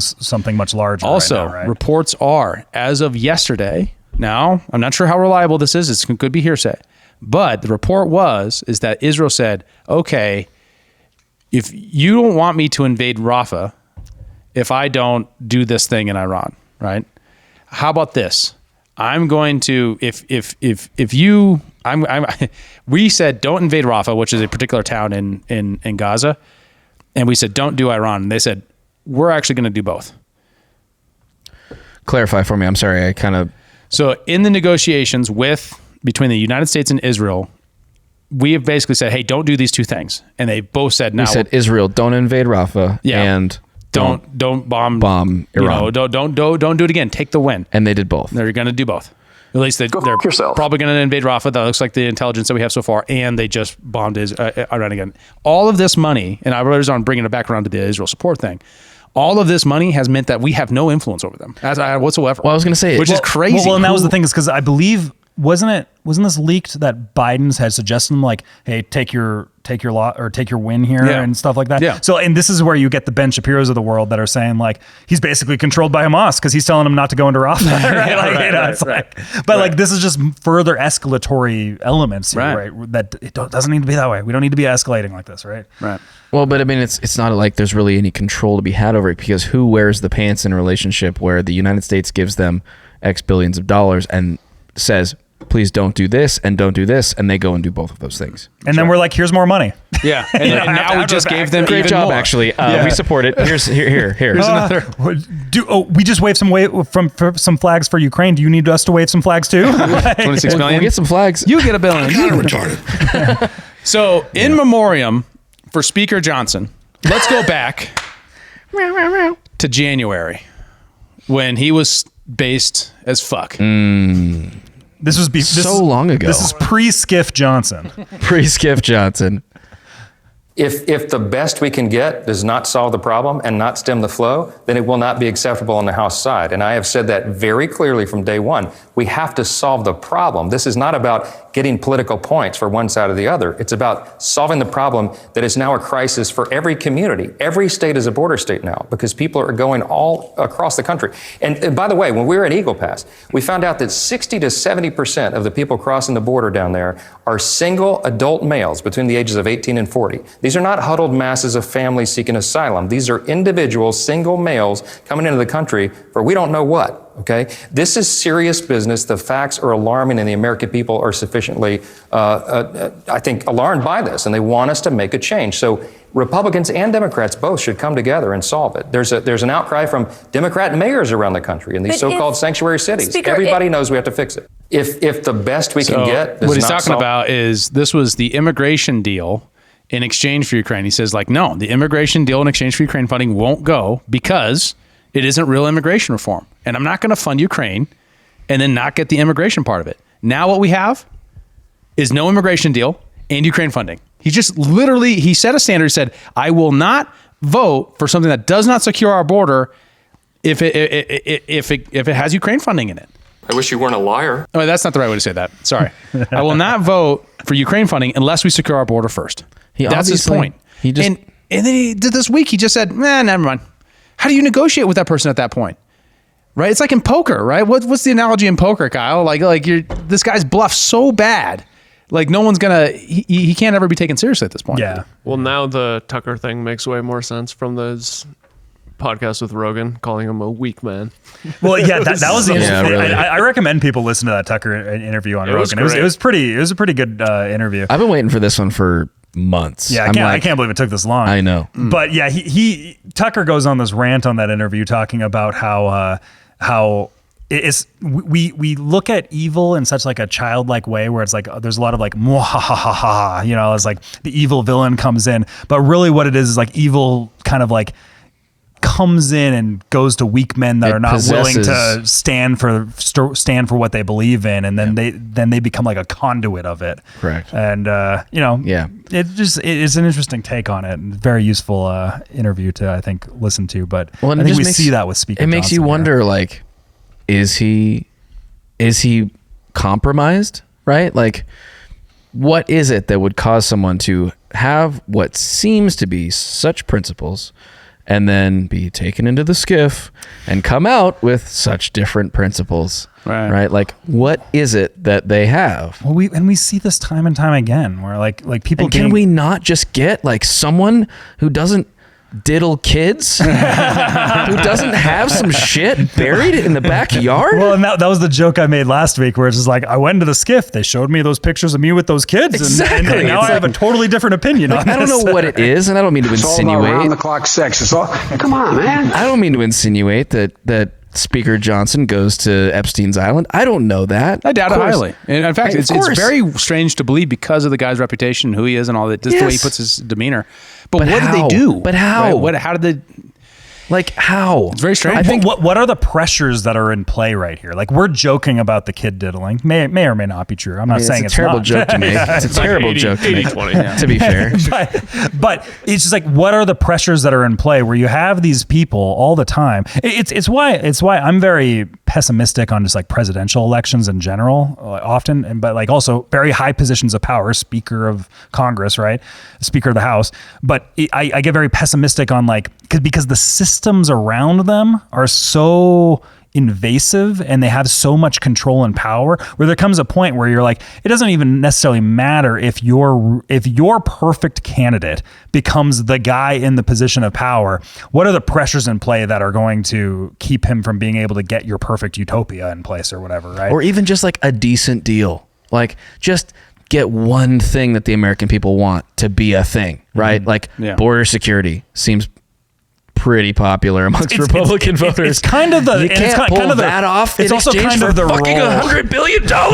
It's also kind of the stated role of the federal government, right? It's like protection from the external. Like, that's kind of what the federal government's supposed to do. Well, and what's worse is the betrayal is actually deeper, right? They actually rejected almost 100 years, 180 years of rural precedent to make this happen. We have a great explanation from Sagar. Sagar I and always want Jetty. to say his name wrong. I'm sorry. Wait, brother. before we do that, was that my first Joe freakout? Yeah, I think that was so. pretty good. Yeah, I was channeling my inner David. Yeah, that was your good. face got as red as your beard, was man. awesome. I was concerned. Well, dude, I'm a little bit fucking, as I said, I'm a bit frustrated. And Mom, I'm sorry, I'm swearing on this one. Freaking out. It's a late night episode. Sorry, Mom. A little bit of whiskey flowing, okay? And I'm feeling passionate. Irish temper. So he has a great breakdown of how this is a deeper betrayal than it even looks when it comes to the rules fight. Go ahead. Is an excellent scholar of congressional procedure, Josh Huter, and he wrote this morning. I'm going to read it to you, quote. He says, rather than simply allow members to sign a discharge petition or vote for a parliamentary question or other maneuver, Johnson has raised the specter of forming a procedural coalition with Democrats to overrun GOP opposition, potentially the most grievous betrayal of partisan politics in the modern era. This is a step further than the sins of John Boehner and Paul Ryan, who were run out of office just for using Democrats to pass spending bills. Johnson will now work with Democrats to snuff out opposition from his GOP colleagues. Reverse that as well. Democrats do not bail out Republicans when they don't have votes on the rule. They are doing it for this one instance, Crystal, so they can fund Ukraine and so they can fund Israel. We are basically, this is a color revolution. This is a uniparty war exception takeover of all of our governmental procedure so we can send $80 billion to foreign countries. That's right. Another Your tax. $10 got tacked on. I love that. I could use a little more passion, Sagar. By the way, the it color also revolution. includes a TikTok ban. Just so you know, I It's in just there? saw that. I just saw that. it's also in there. They just throw it in there too. Like you get a legislation passed. The color revolution thing, like the analogy of the color revolution is, I think, a very important point too, because so often this is our foreign policy is going in and messing with other people's governments to move them towards our end. Like, that's our entire foreign policy that we do. Yemen, Ukraine, anywhere, right? And it's just you got to think about it in that way of like, does that also happen internally, right? Like, are we going in and kind of getting dirt on politicians? And by we, I mean like the intelligence apparatus or whatever. Are we getting, like, we do that externally. Why is it crazy to think that that also happens internally? Like, we're making a lot of the jokes about, like, you know, goes into the skiff and then, right? But like, that should be a part of your framework of how you think that these things work, because like, it's not crazy to believe that type of stuff happens, right? I think we know that's the case. Do we not? I mean, when you look at what we know about like the JFK assassination or like Nixon, which again, talking about the Tucker Carlson thing is like, he lays out a pretty good case for the CIA's role in ousting Nixon. Yeah, I did not know that part about Gerald Ford. I was like, oh my God. I missed that part. Well, Everyone forgets about the Agnew thing. It's funny because the only reason you ever know about Agnew is like a millennial is from Futurama. And that's the thing, like not to derail too much from this current story, but the level of how much this woman at the NPR stuff and how similar her backstory is kind of with Whitworth is what is his name? Oh, Bernstein. No, Woodward. From Bernstein was his partner, who was like the WAPO journalist that like he has this whole intelligence apparatus background, and all of a sudden just becomes like a critically acclaimed journalist on the Nixon case, right? You know, it's like you see how this works. It's like these are very color revolutionary vibes that happen inside of our own government, right? But it's very disturbing. I mean, and then you have additionally for our Trump people, Trump is doing cover for Speaker Johnson to make this happen. April 13th, 2024. I think he's doing a very good job. He's doing about as good as you're going to do, and I'm sure that Marjorie understands this. So he's basically backed him since his Mar-a-Lago meeting last week. Yeah. Well, it's kind of funny as we weren't really planning to talk about this, but it makes you think about the guy that lit himself on fire outside the Trump trial. Right. I read his manifesto. I think you read his manifesto, right? Yep. I'm not sure if you did, Joe, but there's a lot of this talk about how all these guys are in it together, and he's talking about all this thing, and you think about that, and you're like, maybe.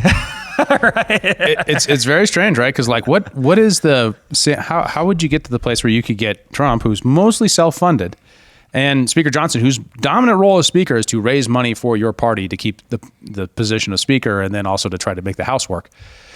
How did they get to the place where they were able to sway both of those dudes, right? Who have very different interest groups, very peculiar. Don't be suspicious. Don't be suspicious. That's a good one. Take a lot of money. Take a lot of money. You're welcome. But okay, so how should America First conservatives look at Trump supporting Mike Johnson doing what he's doing, all this money going overseas? Like, how are people thinking about what's going on right now? One of Johnson's justifications is we need to do this, otherwise we won't have the Republican House to support Trump when he becomes president next year. Party foul. Did you spell? Guys, my whiskey? Did you spell? Kyle just absolutely look at this guy. Soaked David's computer in whiskey. No, it is not that far. So close. It is not that far. It's reaching towards me. Okay, so Bennett, get a paper towel quick. No, you guys keep talking. Okay, so what is?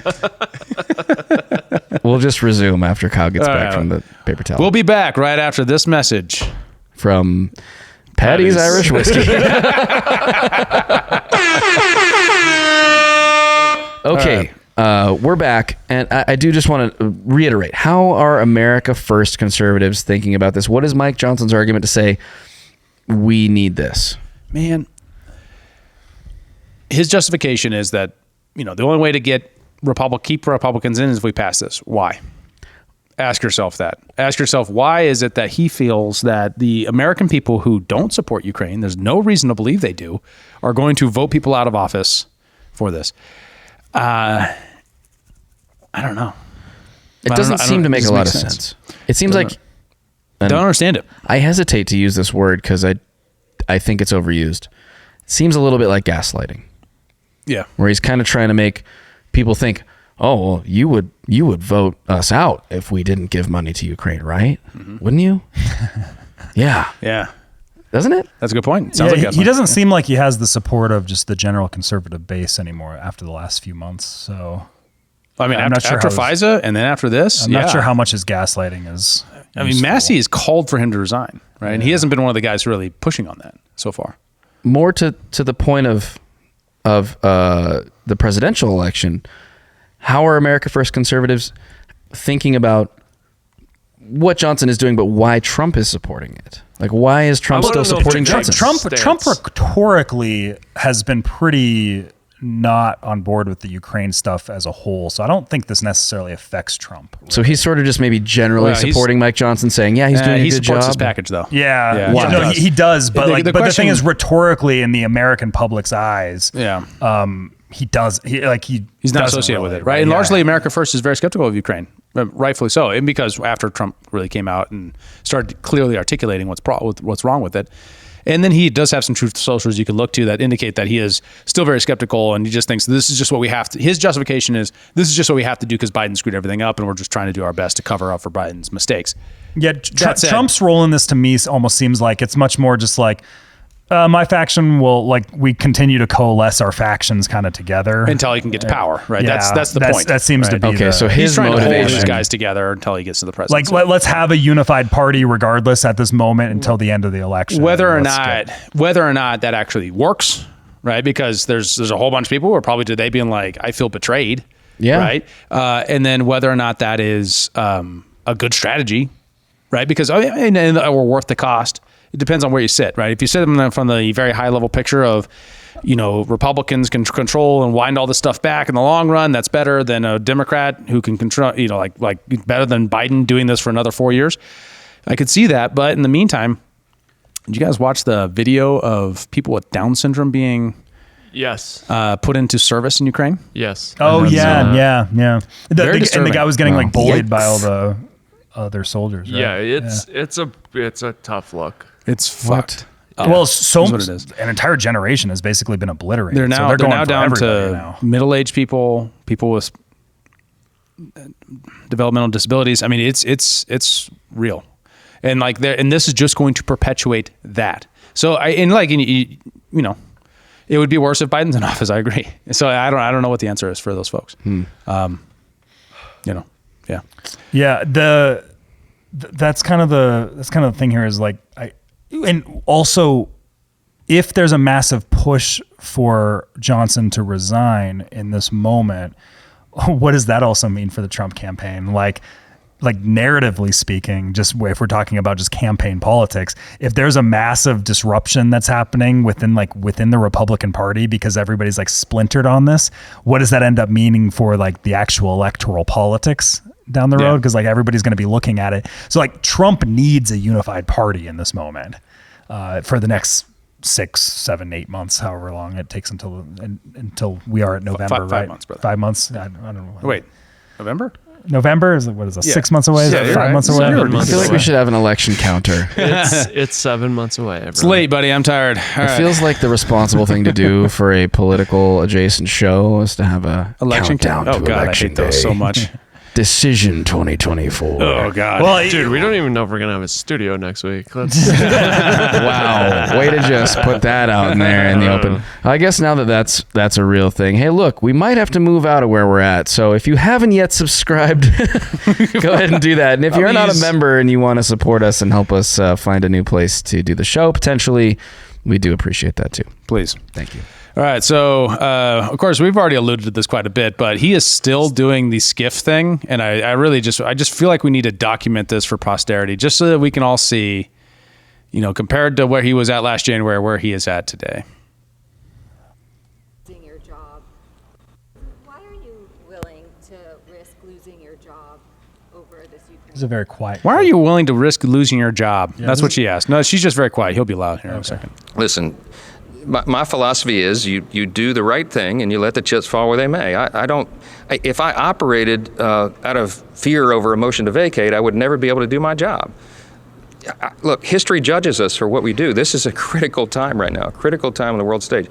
I could make a selfish decision and do something that's different, but I'm doing here what I believe to be the right thing. I think providing lethal aid to Ukraine right now is critically important. I really do. I really do believe the intel and the briefings that we've gotten that I believe Xi and Vladimir Putin and Iran really are an axis of evil. I think they're in coordination on this. I think that Vladimir Putin would continue to march through Europe if he were allowed. I think he might go to the Balkans next. I think he might have a showdown with Poland or one of our NATO allies. To put it bluntly, I would rather send bullets to Ukraine than American boys. My son is going to begin in the Naval Academy this fall. This is a live fire exercise for me, as it is so many American families. This is not a game. It's not a joke. We can't play politics of this. We have to do the right thing. And I'm going to allow an opportunity for every single member of the House to vote their conscience and their will on this. And I think that's the way this institution is supposed to work. And I'm willing to take personal risk for that, because we have to do the right thing, and history will judge us. Do you think he believes what he's saying right there? Do you see him to be genuine? Well, according to the Discord files released, that is bullshit. Do you think he believes it? According to our own military, liar. our own military assessments of Russian capabilities, according to the Discord leaks, were that they couldn't take over Europe, much less fight Poland. Yeah, even without NATO support. As far as everything I've seen, it suggests to me that Russia has no intentions of going beyond just like Crimea in like a very specific region of Ukraine. And also not to fully believe anything Putin said, but he has no strategic interest in Poland, as he said in the Tucker interview. Yeah, which is what you would say if you're a Democrat. Or dictatorship who wanted to do that. It's like you are kind of taking him at his word at that. But it's who do I take out his true. word? Like the guy who said, "Hey, don't do this. Hey, don't do this. Hey, don't do this," aka putting Ukraine in NATO. Yeah. And then we sent frickin' Kamala Harris to the summit, and she goes, "Oh yeah, we're gonna do it. We're gonna do it." And then it's like, "Well, now I gotta invade." Wasn't it a peace summit? Yeah, well, whatever. But yeah, that's no. But I'm just saying, yeah, exactly. It's just like totally goes against it. You're at a peace summit and you're just caused a war. Right. So the whole question to me still boils down to who has the real case for whether or not this is a good idea in the first place. What is the casus belli of this war in the first place? What caused the reason for this? And if you're operating on he just is a crazy person who wants to take over the world, you are being lied to. And if this guy's going into a skiff and being told that by the intelligence agencies and he's not thinking about it, how did he go from a guy who obviously saw through that and to somebody who is now not seeing through that? I don't think that you just fundamentally change your opinion. I think you change your priorities, right? I don't think that he's probably seeing different. Maybe he's seeing some different facts. I don't know that for sure, right? We don't know. But like, I look at that guy and I just innately as a human, I'm looking at him. I'm like, is he believable? Does he believe the words that are coming out of his mouth? I don't know that he does. When he says what he just said. Yeah. I mean, one of the middle theories is that, he is an evangelical Christian who believes in the dispensationalist third temple stuff, right? So if that's where he's at, perhaps this is all just to get Israel funding to happen. And this is just what he feels like he needs. The only way to get Democrats to vote for Israel funding is if it came with Ukraine funding. The only way to get enough war hawks on board to also come out with the Democrats to overwhelm the conservatives is if you also have Pacific Indo-European funding. So you get all those three things together, and now you have yourself that plus TikTok ban. Yeah, he sides with Israel over Matt Gaetz and therefore Ukraine funding. Right. Yeah. And this is just a means to the end. That could be all of this, and everything is idea. just rhetoric after that. That could be the simple explanation. Yeah, like his important priority could be the Israel stuff. Yeah. That's definitely a thing that should be of consideration. But it's really disturbing that he would do that too, right? That's like, as a Christian, how do you justify perpetuating this war longer than might otherwise happen? Because if we don't fund them, it could force Ukraine to the actual bargaining table with Ukraine to stop the war and stop the killing with, well, it's all worth it. So that Israel can do what? Well, and this goes into like how psyoped Christian right-wing evangelical Christians have been over so many years now. And if that is the case of what, like that theory, that's a clear demonstration of that right there, right? Mm-hmm. Like, we have to do this because of our dispensational beliefs of the end times in Israel and the third temple. And then that becomes how do you fight against that person, right? Like, you can't compromise with that person. How do you change that person's mind in any way? Right. Like, there's no compromise to be had. Like, this is a battle of good and evil on his side versus a battle of like, well, are we going to just let a bunch of Ukrainians, die in this conflict that seems to be never ending, right? Right. Like, whose battle of good and evil takes priority in this moment? All right. Do we want to move on to skiff stuff, or we want to talk about Ben Shapiro? What the hell is a skiff, David? Yeah, what is a skiff? What is a skiff?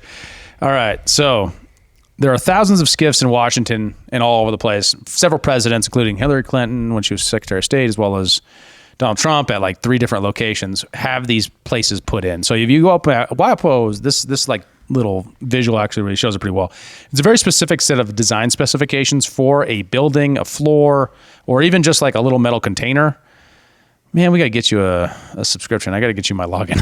I'm not subscribing. I'm not paying money for WAPO. Guys, we need money to pay for a Washington Post subscription. So if you haven't supported the show yet, please consider subscribing or becoming a member. Jeff Bezos takes enough of my money on Amazon. Well, anyways, it's basically a bunch of design specifications that have like all these things that control signals and like have the, what's it called, Faraday cage kind of built into it, and all these things to try to prevent signals from being able to go in or out, and therefore you can show all this stuff. Now, the Discord leaks is a really great example where this cat had access to a SCIF. He worked there every single day, and he just took papers out of it, like filing cabinets worth of papers, took them home, took pictures of it, and said, look, your design specifications for this airplane is wrong. Here are the real ones. And he put it on Discord. That's the Discord. The Discord really. Okay, so they have the means to keep digital communications from going in or out. They should put a shredder in there. But they don't have the ability to keep a 20-year-old from walking out with reams of paper. The SOP for this is actually worse than shredder. You actually have to either incinerate or like masticate with water all paper. You have to chew up the No, they paper? have machines that like you eat it. Eat the paper. They just got like 3 cows at the entrance, just chewing.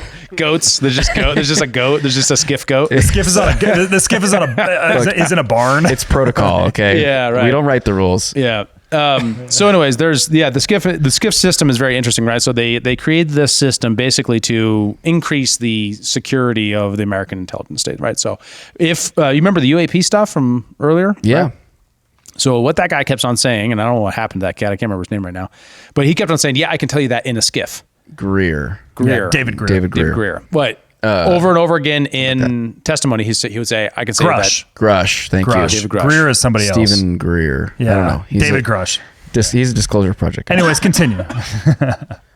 Names. So the SCIF, and like obviously Speaker Johnson, he goes in the SCIF and he gets these briefings, and we can't see the briefings, right?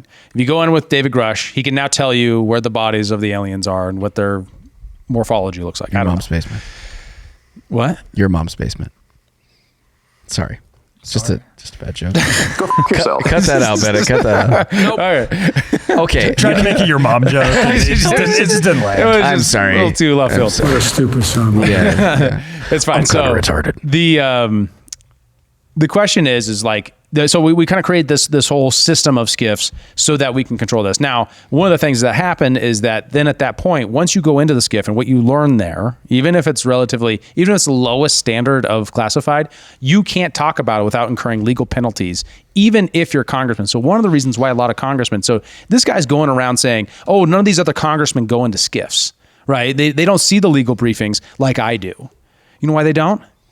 Is because if they do, all the things that they can say now become legally liable. Right? So like they could violate one of the top secret all the top secret stuff and then go to prison as a congressman. So if you have an opinion, a certain perspective or a certain set of facts, and you go into a SCIF and you acquire new facts, and you come out of there and you say, given the new facts that I've acquired, I still have the same opinion. Does that subject you to litigation? No, you just have to talk about one of the new things you learned. That's why, despite my meme, he can't actually tell us what's going on in the SCIF because that would make he'd go to jail. Right. It makes me think of kind of going back to what Bennett was talking about with the Tucker Carlson Rogan interview, where there's a moment in an interview where they're talking about UAP disclosures, but also they're talking about the JFK files, and the official position of Trump was, well, if you knew what they told me about the JFK files, you wouldn't disclose it either. It was aliens. But and that's the same position on aliens UAP stuff, JFK. right? But like this whole thing kind of reminds me of that, of like, well, if you knew what I knew, yeah. And there was some important things that came out with the disclosure that Trump did provide with it. Like that's where like the declassification of Project Mockingbird came out of what he did allow in that, and that's now we're kind of like it's no longer just a crazy conspiracy thing, but like. it's like, what are these people being shown? And right. If we're supposed to operate in a democracy and it's like of the people and all the mythology is correct, like we should be getting a certain level of information so we can make accurate decisions in our vote making process, right? Right. Well, yeah, and I mean, you could just as easily say, if you knew what I knew, parentheses, about what they just showed me about my personal life that I don't want disclosed to the public, you would believe this too, right? Like that tracks for me. Look, I didn't realize when I was on Epstein's Island, it was all being recorded. If you knew what I knew. That's a good one. That's right. FIF. So anyway, it kind of traces back to 1951. So right after World War II, there's like this commission gets brought together by Henry Truman who says, hey, we don't have a process for keeping things secret and it's not uniform, and all these agencies have different procedures for keeping all their secret stuff together. And then they say, we need a unified stuff. So we had something like this beforehand. The Espionage Act of 1917 basically said you can't give military secrets to anybody, right? Even the press. It was pretty wild. It was never really enforced, and Congress basically didn't like it, so they put in a lot of vague parts of the law that kind of made it very difficult to enforce. But then after we kind of like did that in 1951, we came back around, thank you, sir, and kind of developed the 3-tier classification that we have right now. Basically, it's confidential, classified, top secret, or confidential, secret, top secret, with penalties that increase as you go up, and then that's kind of the history here. So everything from confidential all the way to top secret, all things that you can only read or access in SCIFs. That's the idea. You can't forget super double top secret, no takebacks. That's very important. Double takebacks. Yeah. Ooh, You can't. If the government's going against those, You can't. You can't triple stamp a double stamp. So the question is how are we supposed to have a republic when all the important information is hidden in a special box that you can only go to be told to by this certain group of people who all happen to have alphabet letter soup names? Yeah, and how are we the people that the government, like we are the government, right? Like that's the mythology.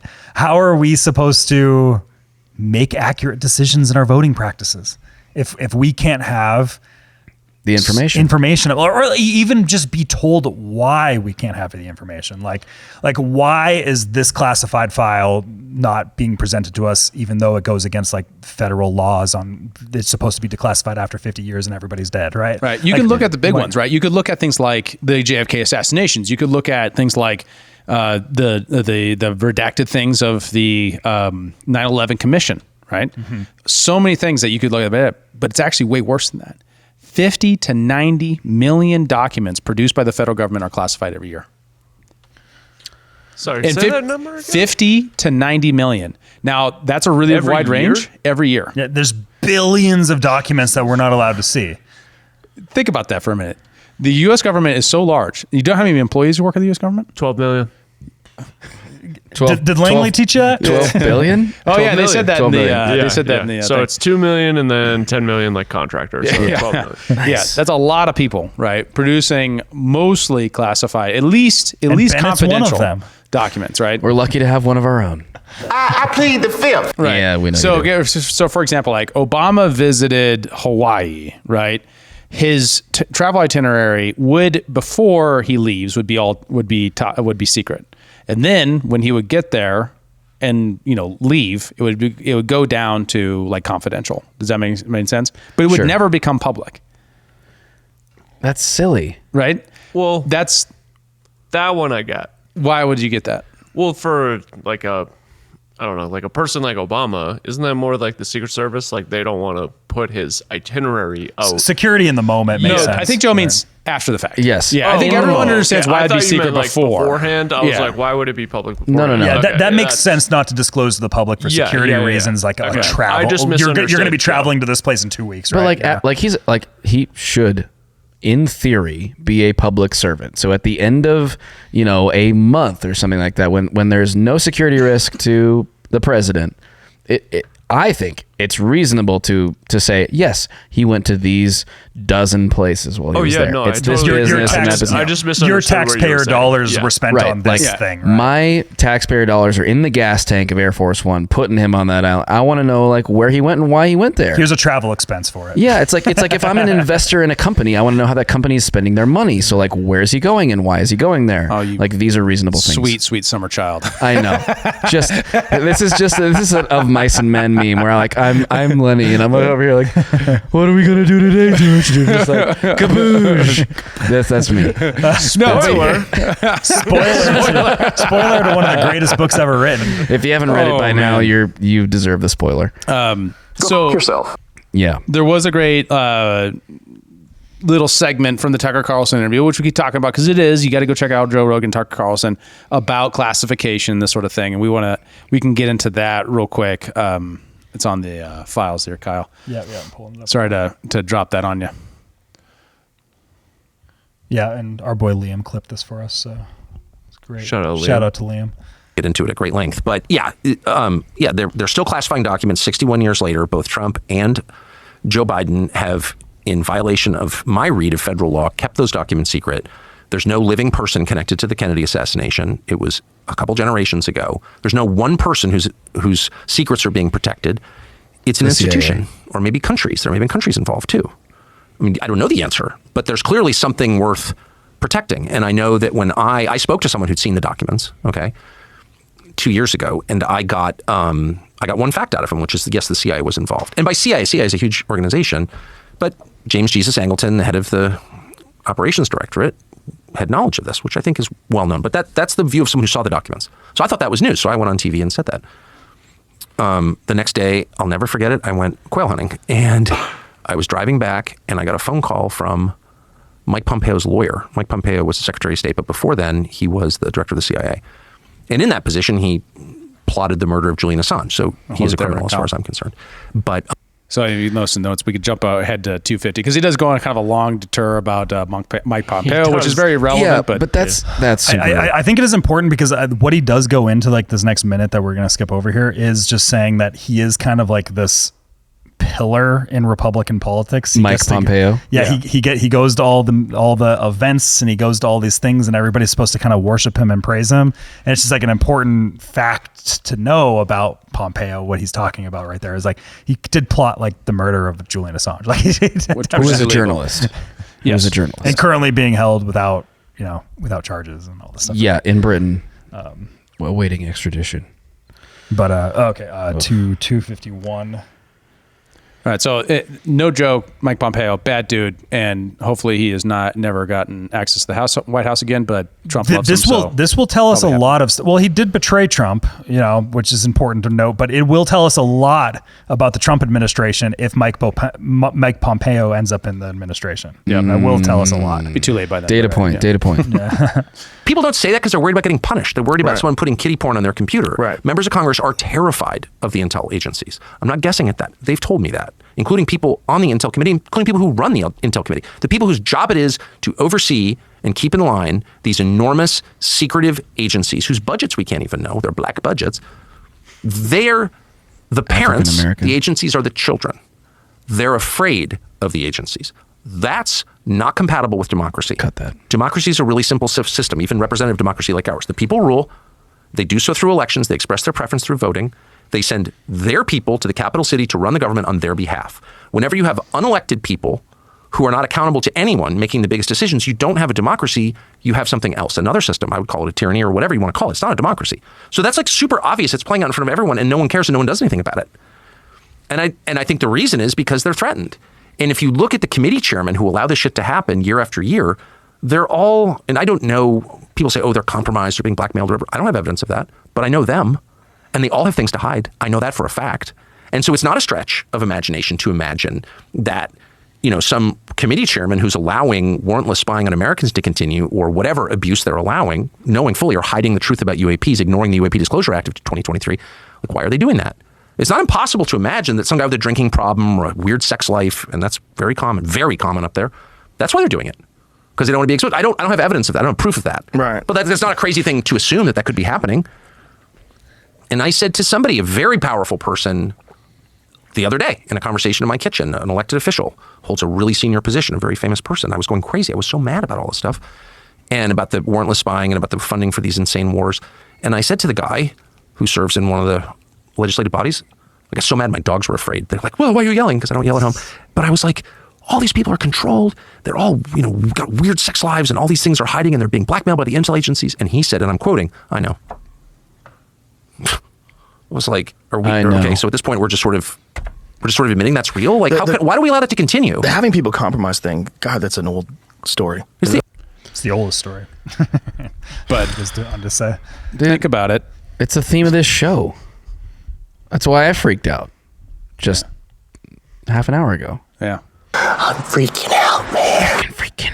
Well, it's one of those things where it makes you feel like a crazy person when you're somebody that kind of like pays attention to this stuff, but like the average person, they're doing their own lives, they're not paying attention to everything. And when you're starting to like look and you're like, oh, you see this, you see that, you realize like, oh, that was declassified. That's crazy that the CIA used to do that back in the 60s. You start to see all these things, and then you're just like, you feel like a crazy person because everybody else is just like, it's just whatever. Yeah. Well, everyone has their 8th grade civics lesson, and they think that's what our government actually is today. And that is the biggest problem, is the amount of people who are simply asleep operating on what their public schools told them about how government's supposed to work versus how they actually do, what our government actually becomes. And this is like the kind of the arc that we just cannot seem to grasp. There's a story of America that isn't 1776, and then we did the Civil War, and then we did World War II, and then we did Vietnam, and then we did 9/11, and then 9/11 happened, and now we're today. You heard it here first, folks. David said we did 9/11. well, I mean, it's like Joe Biden said. Are you ready to choose freedom over democracy? Because that's America. Yes. But then there's either freedom or democracy. But then there's the real story, right? The real story is that there was an idea that was America that sometime after World War II died. And it was in secrecy, in a classification system that said there's a certain group of people who get to know what's really going on. It was in the creation of intel agencies with black budgets, as he said, of a capability to perpetuate a global hegemon forever. And we made a deal with the devil, and guess what? Those don't play out well for the deal makers. And the devil currently runs stuff. And I'm not saying that's Joe Biden. I'm saying that's the culture of secrecy and autocracy and technocracy that runs America today. And that truth, you can't put into an 8th grade civics lesson.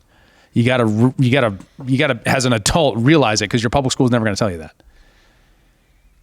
And it makes me wonder too, like, is there an individual or a group of 400, however many individuals who are pure enough to be put into positions of power in Congress, in the, executive branch, wherever, who don't have baggage enough to be blackmailed, who have principles enough to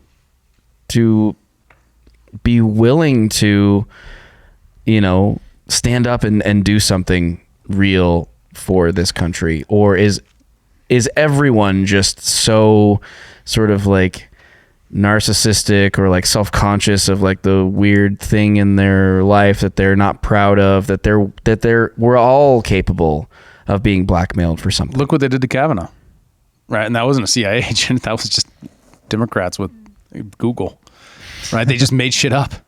Well, they just found a crazy person to say something crazy. It doesn't even have to be something you did. They just put kiddie porn on your laptop. Exactly. It doesn't have to be something you did. It can just be something that they say you did and just blast through the media, right, and slander your name. Well, right. As the dude from last week who was it the O'Keefe guy? Yeah. Who was like, we can get anybody. Yeah. We just kind of frame them, essentially. Basically. I'm paraphrasing, but... Yeah, this was the guy that was CIA, that moved to the FBI and back, that was on a date and got caught on live camera. So anyways, on that cheery note, let's talk about AI waifus. Okay, finally. Okay, so you have questions, Joe. Finally, I get the answer to my number one most burning question of the day. Because there's all this terrible stuff going on, but don't worry. Yes. AI waifus are coming. I'm asking the hard questions. The fuck is a waifu? Just say uwu. Ooh. Oh, we need that on the sound deck, on the stream deck. Ooh. All right. I don't know what that is, but Still lost. I'm glad it's not just me. You can tell doing who it. actually participates in gamer culture for real. Okay, so someone describe what is a waifu. Waifu is an internet term for like a digital girlfriend. It's based upon a Japanese word. Yeah, it's like waifu. It's like anime type of thing, right? Yeah. Just keep going. Just keep going. But yeah, you're way cooler than us. But so we got from the New York Post, tech exec predicts AI girlfriends will create $1 billion business, comfort at the end of the day, quote. So we're basically talking about digital girlfriends, digital wives. Women are so over. who was the tech exec? That's what I want to know. I'm not sure. I hope it's anonymous. But well, we got some examples of your potential AI girlfriends there, though. Yeah, here you go, Joe. Right here. For those of you watching, it's what you would expect. AI generated girlfriends. He means for those the top of you the top listening. left one looks pretty realistic though. Like when you click on the picture. Yeah. So there's so much clicking. Yeah, so they make it look like a dating profile sort of thing. Yeah, it looks exactly like your Tinder, Joe. Yep, filled with 51-year-olds. That was a 28-year-old for you. Alice could wind up in your Tinder. Alice, she's all about good wine. Great food. And great food. Sure. She's a foodie. Yeah. Absolutely, because she... 28 years old. Amaya, That looks she's a a little more dominant. She's a AI. dominant housewife. Never mind. I don't want to get Okay, I thought dating apps ruined dating, but this... Be ready for AI girlfriends. This. Then why? What do you mean? What's wrong with this? What's wrong with this? Yeah. What's the case against it? What's wrong with a human being thinking that they can develop a meaningful relationship with a piece of software? Well, I'm going to say, like, I actually think that this tech exec is way underestimating this business right here. I think it's a trillion. I think it's $1 trillion business. This is a big business. This could be way bigger. $1 billion is a low ball. In my opinion. Duh. I mean, that's way a, small. That's a baby business. So this was a big thing. Like, I remember when Replica happened. Replica AI came out like a year or two ago, if I remember correctly. And it was this system where you kind of like design your perfect mate kind of a thing. It's supposed to be kind of like an assistant, but if you pay for premium, you can get like not safe for work features and all these things. And they eventually, I think they went public. I don't remember correctly what happened here. It might have just been like with investors and stuff like that. They decided to disable the not safe for work stuff because of like investor purposes. And you have people on like Reddit posts saying that they're going suicidal because you took my girlfriend away from me. Oh. You took my, like all this stuff, right? So like this seems to be the world of where we're heading a little bit here, right? So hold on. I just want to say I completely agree with Tucker Carlson in his interview with Rogan. He says we should nuke the server farms that run this shit. Which we've talked about. That was funny. I agree. We have talked about that before on the show. We mocked it. But Joe's coming around. I agree.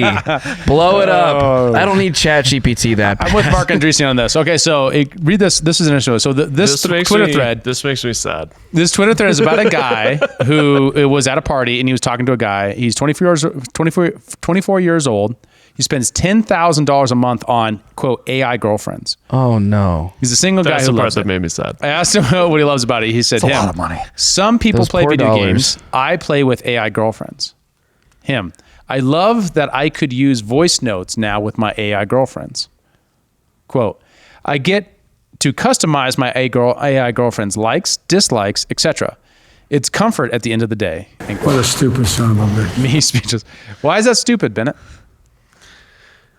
Because you're sad and lonely. You're just like, quit being pathetic. Yeah. Look, just be sad and lonely like the rest of us. Wait a minute. He can afford $10,000 a month. That's wild. And he chooses to use his time on this. Well, let's continue this thread here. Me, the guy that he's talking to, speechless. There are a few platforms he likes, but prefers Candy.ai and Cupid.ai. So any of you in the audience that are interested in AI girlfriend, there you go. They're not sponsors. We're going to bleep those, right, Bennett? We're going to bleep those, right, Bennett? No free ads. It's kind of like dating apps. You're not on only one. See this photo of women's below, tap in, all of them are AI generated. Yeah, but like that's kind of an interesting. It's kind of like dating apps. You're not the only one. So it's like you're going through your swiping and then you're talking. Okay, so get this. You are so addicted to online dating, but you never get replies. So you go and download these, and then actually you can talk to what feels like an actually successful online dating, but you just never actually go on a date. How are you feeling, Joe? Despondent, dude. I've never been more black-pilled for the future of humanity. Let World War III happen. Actually, exactly. Blow it all up. Blow it all up. Let's build the third temple. Let's get this thing going. Look, Red heifers. Somebody get those ginger cows to the Middle East. Let's fucking go. I'm over this. So Jesus needs to come back right now. let me steal man AI girlfriends for you. Okay, all right, David. All right, give us the fucking left brain side of this. Because I've been thinking about this. Steal man. All right. Or would you be pixelating this? Yeah, I'm going to pixelate it for you. Play the horn. He deserves it. You got me. All right, so are you familiar with incels? Yes. Yeah. What does an incel do? Part of one. What is an incel to me? Okay, so it's going to be a man who is... I'm going to say angry at women generally, and not particularly masculine probably, and is like just overall self. So that's not kind of particularly like confident maybe. The term itself means involuntary celibate. Yeah, so that's kind of like the meme version of something else that happened. And this is something that's really, I think, is a real tragedy of our social order.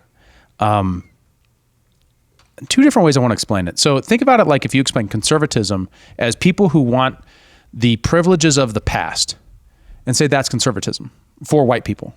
That's a way to think about conservatism, but it's not how conservatives think about themselves.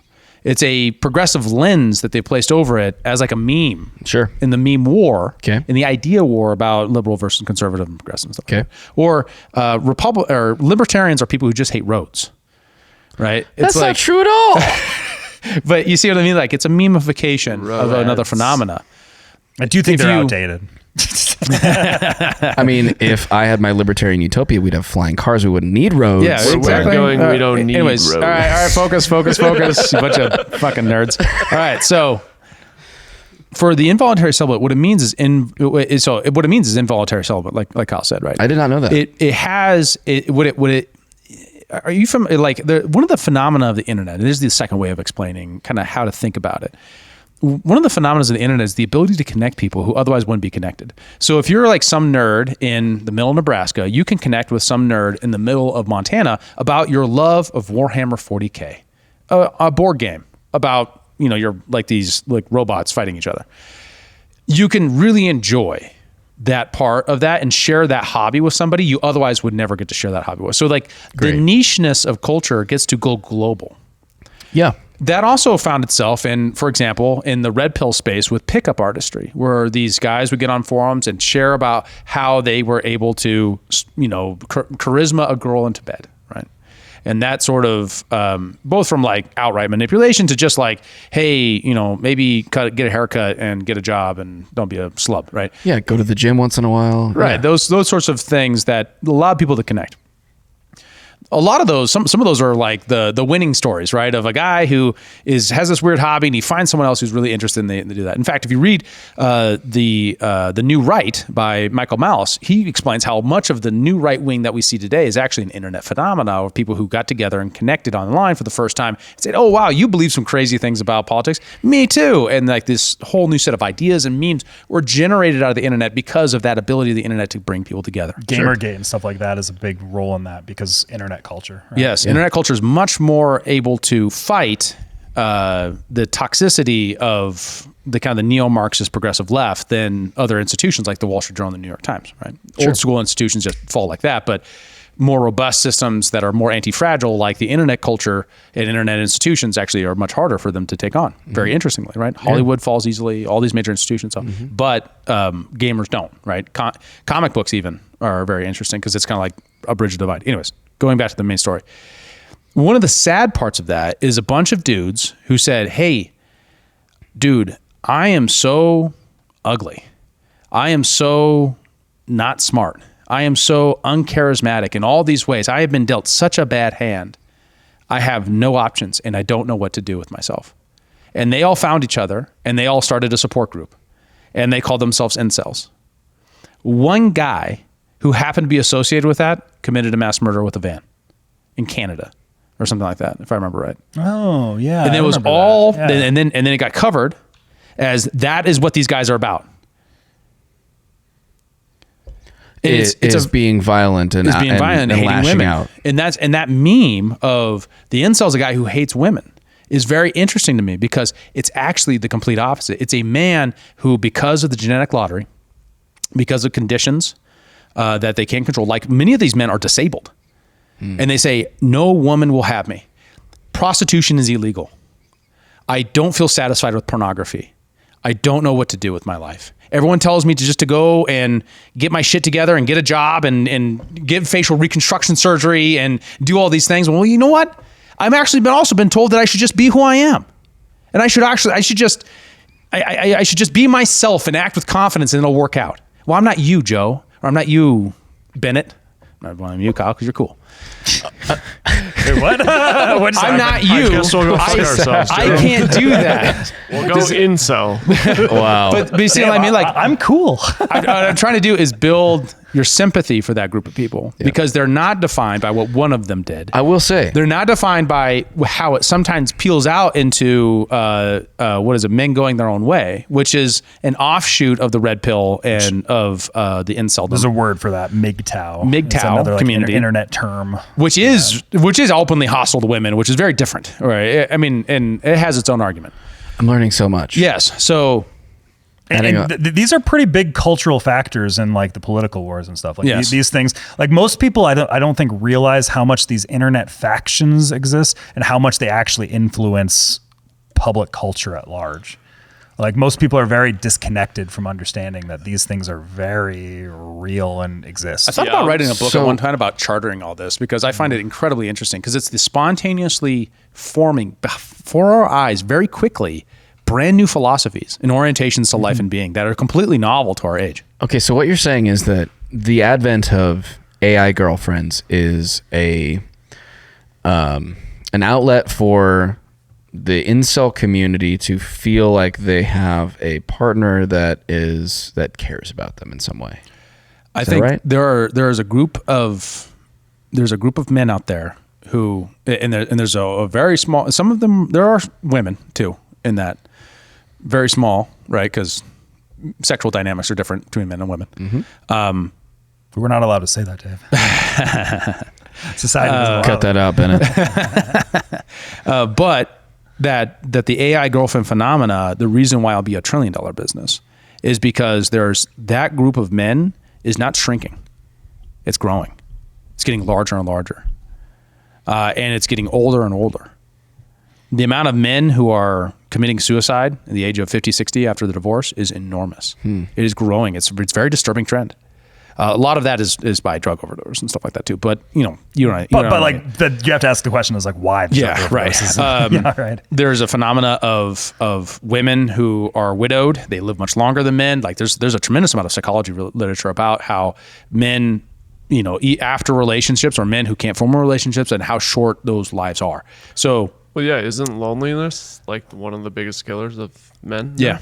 Yeah. So, and a lot of people say, the irony to me is the amount of people who blame the men in this circumstance.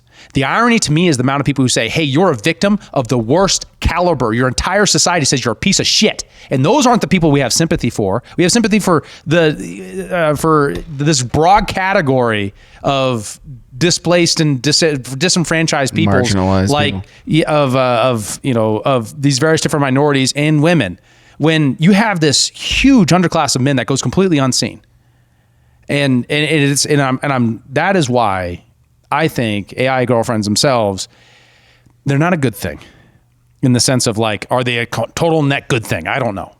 But at least for those guys, because we shut off in the way we traditionally handle that is those dudes would get prostitutes. They'd pay for a girlfriend, right? But that's illegal, right? If in this case, if the best we can do is get them an AI girlfriend, or if that's a lot cheaper than a prostitute and it works for them, by God, have at it. Sure. Right. And I don't think that's optimal over a biological girlfriend, which I think is what you guys are probably comparing it to, which is fair, but I don't think it's it's the thing is like, I just lost my train of thought because I tried to cut in earlier and I lost what I was going to say. Go ahead, Joe. I think that there is a certain, I mean, there's a lot of truth to what you're saying. And like I said, I've learned a lot in this conversation, understanding, I mean, I didn't even know what incel really actually meant or stood for. Yeah. And I, to be fair, bought into or just sort of very superficially like understood that term to mean like the trope that it's portrayed to be on the internet. While I think that there could be a net gain for that community within this technology that is being AI girlfriends, I think that if we're talking about like an ideal client for this technology, like that might be it, right? But there's going to be a bell curve of people who decide that it's a better option for them or it's an option for them. You know, maybe you're trying your luck on the dating apps and they're not very fruitful. And look, they're not designed to be, and they're never going to be for most people, right? I mean, that's just not the way it's going to be. People like or it's men? just not. Sorry? People or men? Men. Yeah, absolutely. Why is it different? Power law distribution. For the listeners. Okay, so a vast minority, a vast minority of men are going to attract the vast majority of women.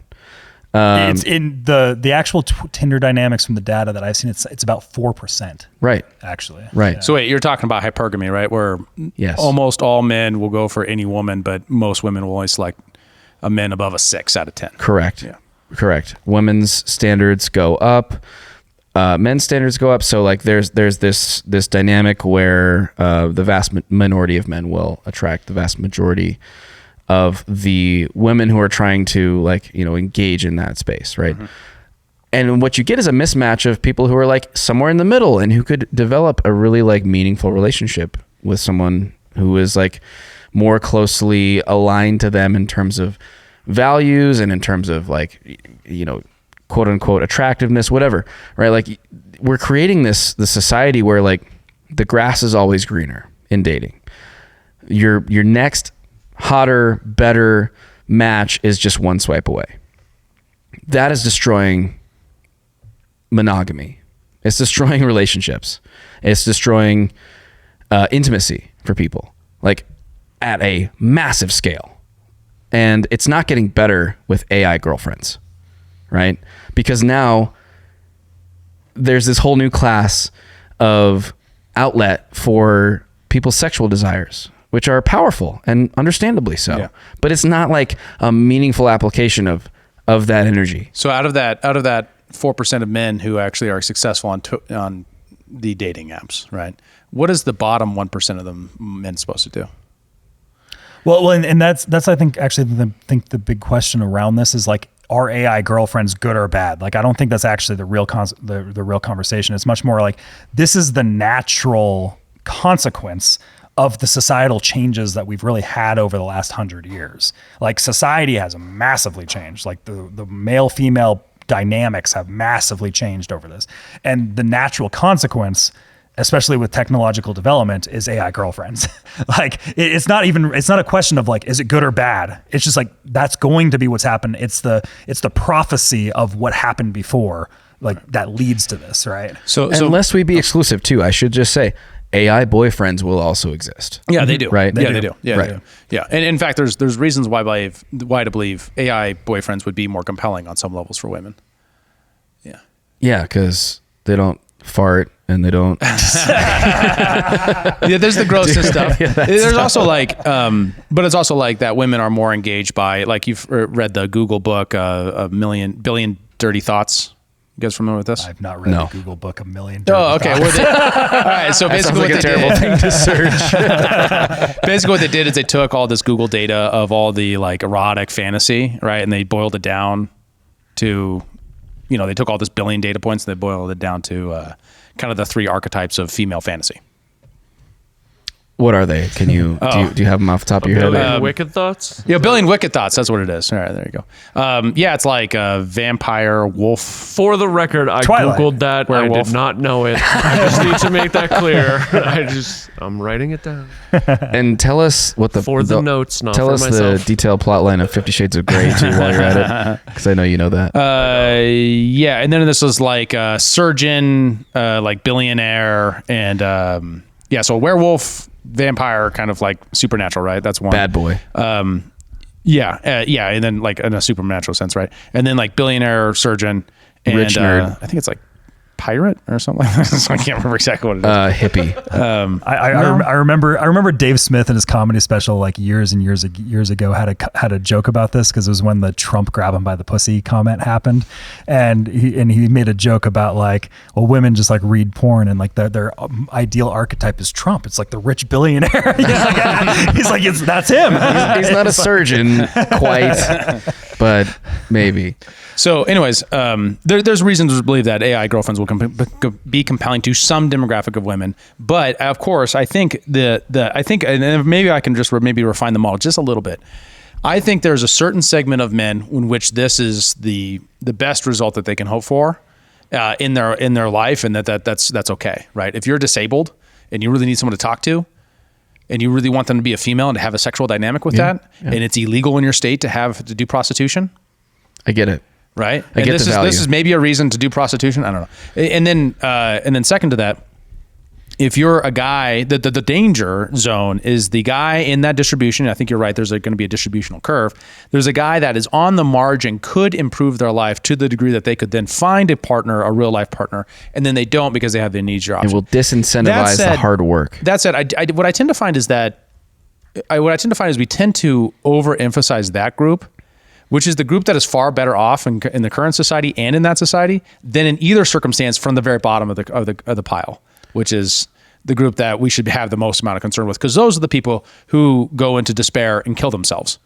Sure. Right. So, I mean, but what you're describing is sort of almost like a mental health medical intervention, right? Where like, I'm not saying that this technology should be restricted to that, but like perhaps that it should be applied in that sort of lens. No, I'm not sure there's any, I think it's up to the individuals who are using it to decide what category they're in, right? And I would just encourage any individual to decide to be the person that is going to improve your life, get in shape, get a good job, and get a girlfriend. Yes, right? but like, that is, and I'm not saying I disagree, but that is very idealistic to say that someone who is confronted with the option of doing the hard thing or the easy thing that gets the same dopamine release to do the hard thing out of choice. I don't think it's the same. I mean, so I think the kind of autism, on some level it is. The kind of weapons grade level autism that says like, I want a girlfriend that doesn't poop.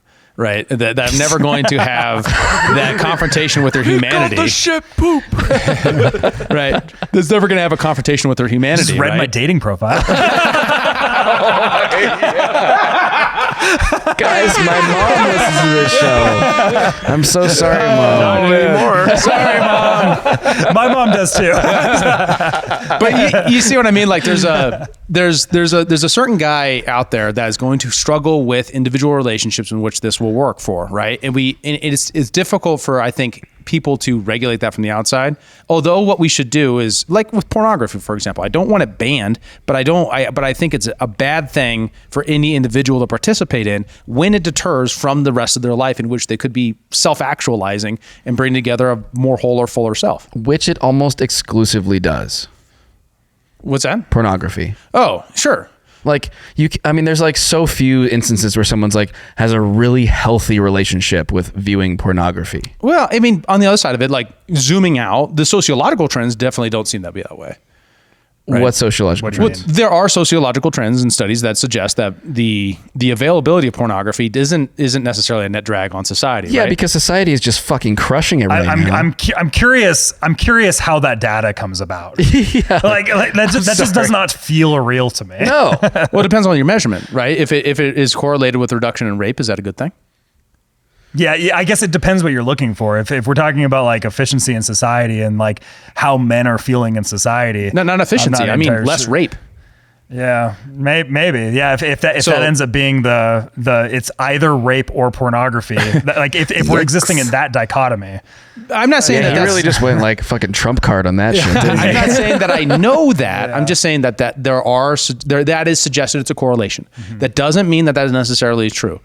I'm not saying it's healthy for any given individual. I'm just not sure that banning it is beneficial.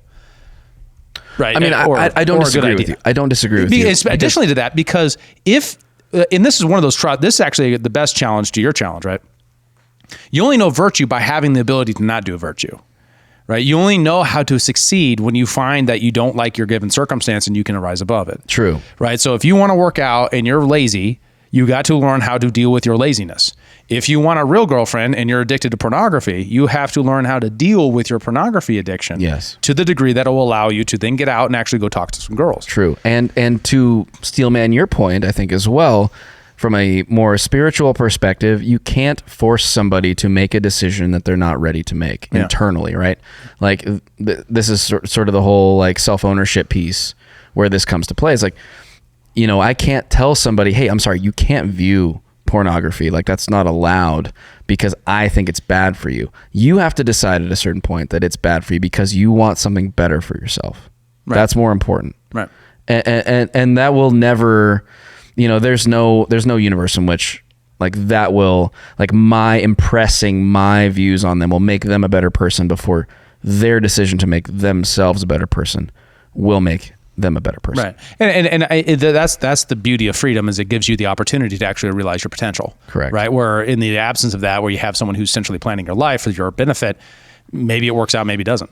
And right? frankly, and maybe you just find a way around it too. Like if you ban AI girlfriends, they're just going to get a VPN. Right? And who am I to tell some guy who's on the margin who could do a little bit better for himself and actually get a real girlfriend that he shouldn't have an AI girlfriend? Like, I don't care. Like, just you do you, right? And then the other side of that, like if you're not into Steelman, like I think what would be Adam's point on this would be that there's, you know, that the large trend is that this is the destruction of the society because people aren't going to reproduce because it's way easier to have an AI girlfriend than a real girlfriend. I agree with that. Well, and there's a lot of incentive, like there's a convoluted nature of incentives that are pushing people into various directions. Like we can't underestimate how much society has really changed when it comes to like dating dynamics and pair bonding dynamics in the last 100 years. Like we've had such major sociological changes in that time and we're like now dealing with the repercussions of that. Like when we're not really sure, like, how did we go too far in certain areas? Did we not go far? Like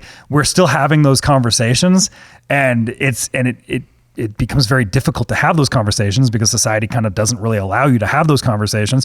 And then you also have like these institutional dynamics of like divorce courts and all this stuff, right? Where it becomes very like all the incentives seem to be to like don't necessarily reproduce, like marriage is kind of a failed institution. Like those seem to be what the incentives are driving people towards because like, and it's like, as if you were a young single man, you're looking at that and you're just like, oh yeah, like for sure. And there are so many drivers of that phenomenon and also outcomes of that phenomenon that it's like, you're looking at a very complex matrix of variables that are involved in like where we are as a society.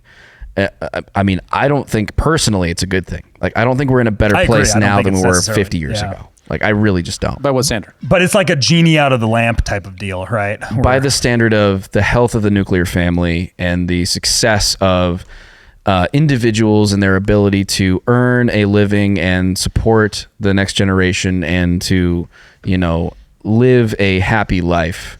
I mean, you look at any metric, I think most metrics, right? Mental health issues on the rise, divorce rates on the rise, failure of young people to date on the rise, young people not having sex as much on the rise. Like they're like, you just, any metric that really like plugs in relationship, intimacy, success of the nuclear family, like it's decaying. Like, and that if you believe in that as sort of like the nucleus of the fabric of society, then you can extrapolate those trends to the things that we're seeing in the cities that we live in homelessness, in all sorts of other things. And I'm not saying that those are, there are causes to that we're not discussing at the moment. Sure. Right.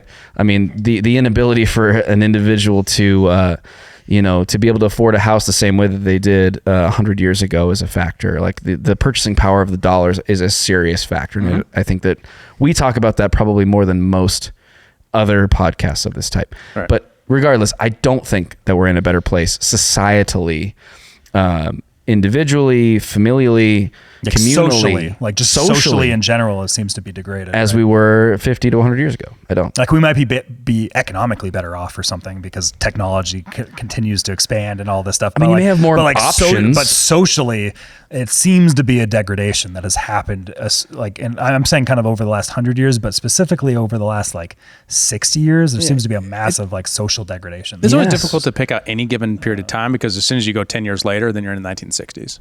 You're in the most violent time in American history post-Civil War, 1960s and 70s. 1980s get pretty goddamn violent too. No, but I'm not talking about violence in particular. No. I mean, you're like how likely you are to die by someone killing you. Yeah. Right. But that's separate from this total conversation. No, I just say as a metric, right? Yeah. You just take that metric. You say hey, the nuclear family was better. Yeah, but a lot of people were trapped in marriages they couldn't get out because we didn't have no fault divorce. No fault divorce has lots of unintended consequences. I agree, but there were a lot of women who couldn't get out of their marriages where they probably should have because it was abusive. That's fair, right? So I always struggle with that assessment, and because I can't ever tease apart because of my intellectual integrity, not because I'm just being like an autistic. Your nerd. left brain autism, right? But I think it's blame it on whatever. I think it's integrity that leads me to say it depends on what you're looking at any given time. And it's just always difficult to pick out. This is the right time, right? And then it's always right time by group, right? If you're an Asian in the 1950s, not the same as an Asian now, because an Asian now, you're probably the number one earning demographic in the United States, and back then you're in an internment camp. Yeah, you're in an internment camp. You just got out of one, maybe. FDR just put you in an internment camp. Oops. Right. So it just depends on who you're looking at and who you are. Apparently, we had those things in America. Crazy. Yeah. Oh yeah. We've got to forget about that. Only 70 years ago. Right. Yeah. And it's all relative. Ever, and it's all relative to our own personal experience. And so I guess we all have our own lens on this issue, right? And I'm not saying that to take away from it. No, sorry. If only I fiddle with this. You guys are fucking fiddlers over there. But yeah, I just to put a cap on it, I think AI girlfriends are one of those things that we need to allow to develop and to learn the lesson of. I think we're learning the lesson now of the dangers of online dating. That's why there's been so much push to get off online dating and to get into the real world. And they have all these new novel ways of doing mixers and stuff like that to get single people together. At least that's what I see. I haven't seen any of that. Somebody point me in that. Maybe in Bozeman. I don't know. But I've heard this, right? I've just read articles. You got to learn to country swing dance in this town. Well, you're in Montana, brother. I know. You how. I'm saying. Yeah, that's all you got to do. That's what you got to do. Country swing. Me and the old lady will take you out and I'll show you how. That's where all the chicks are. Yeah. On that note, thank you so much for tuning into this very long episode of the Human Reaction Podcast. We really appreciate you listening. If you enjoyed it, definitely please drop us a comment. Tell us what your favorite part was. Jump in the Discord. We've got all of the links to all the places you can find us. And what are you naming your AI girlfriend? Yeah, let us know what you're going to name your AI. How's Tiffany? Girlfriend or boyfriend in the comments. And Veronica Vaughn. She is one sweet piece of ace, and so are you. Thanks so much for tuning in. We'll see you guys in the next one. Thanks for tuning in to Human Reaction. Help us fight internet censorship by liking, commenting, subscribing, following, and sharing the show with your friends. To find us around the internet, visit linktree.com/humanreactionpod. And remember, just get one thing that the American people want to be a thing, right? Border security seems pretty popular amongst Republican voters. You can't pull that off in exchange for fucking $100 billion.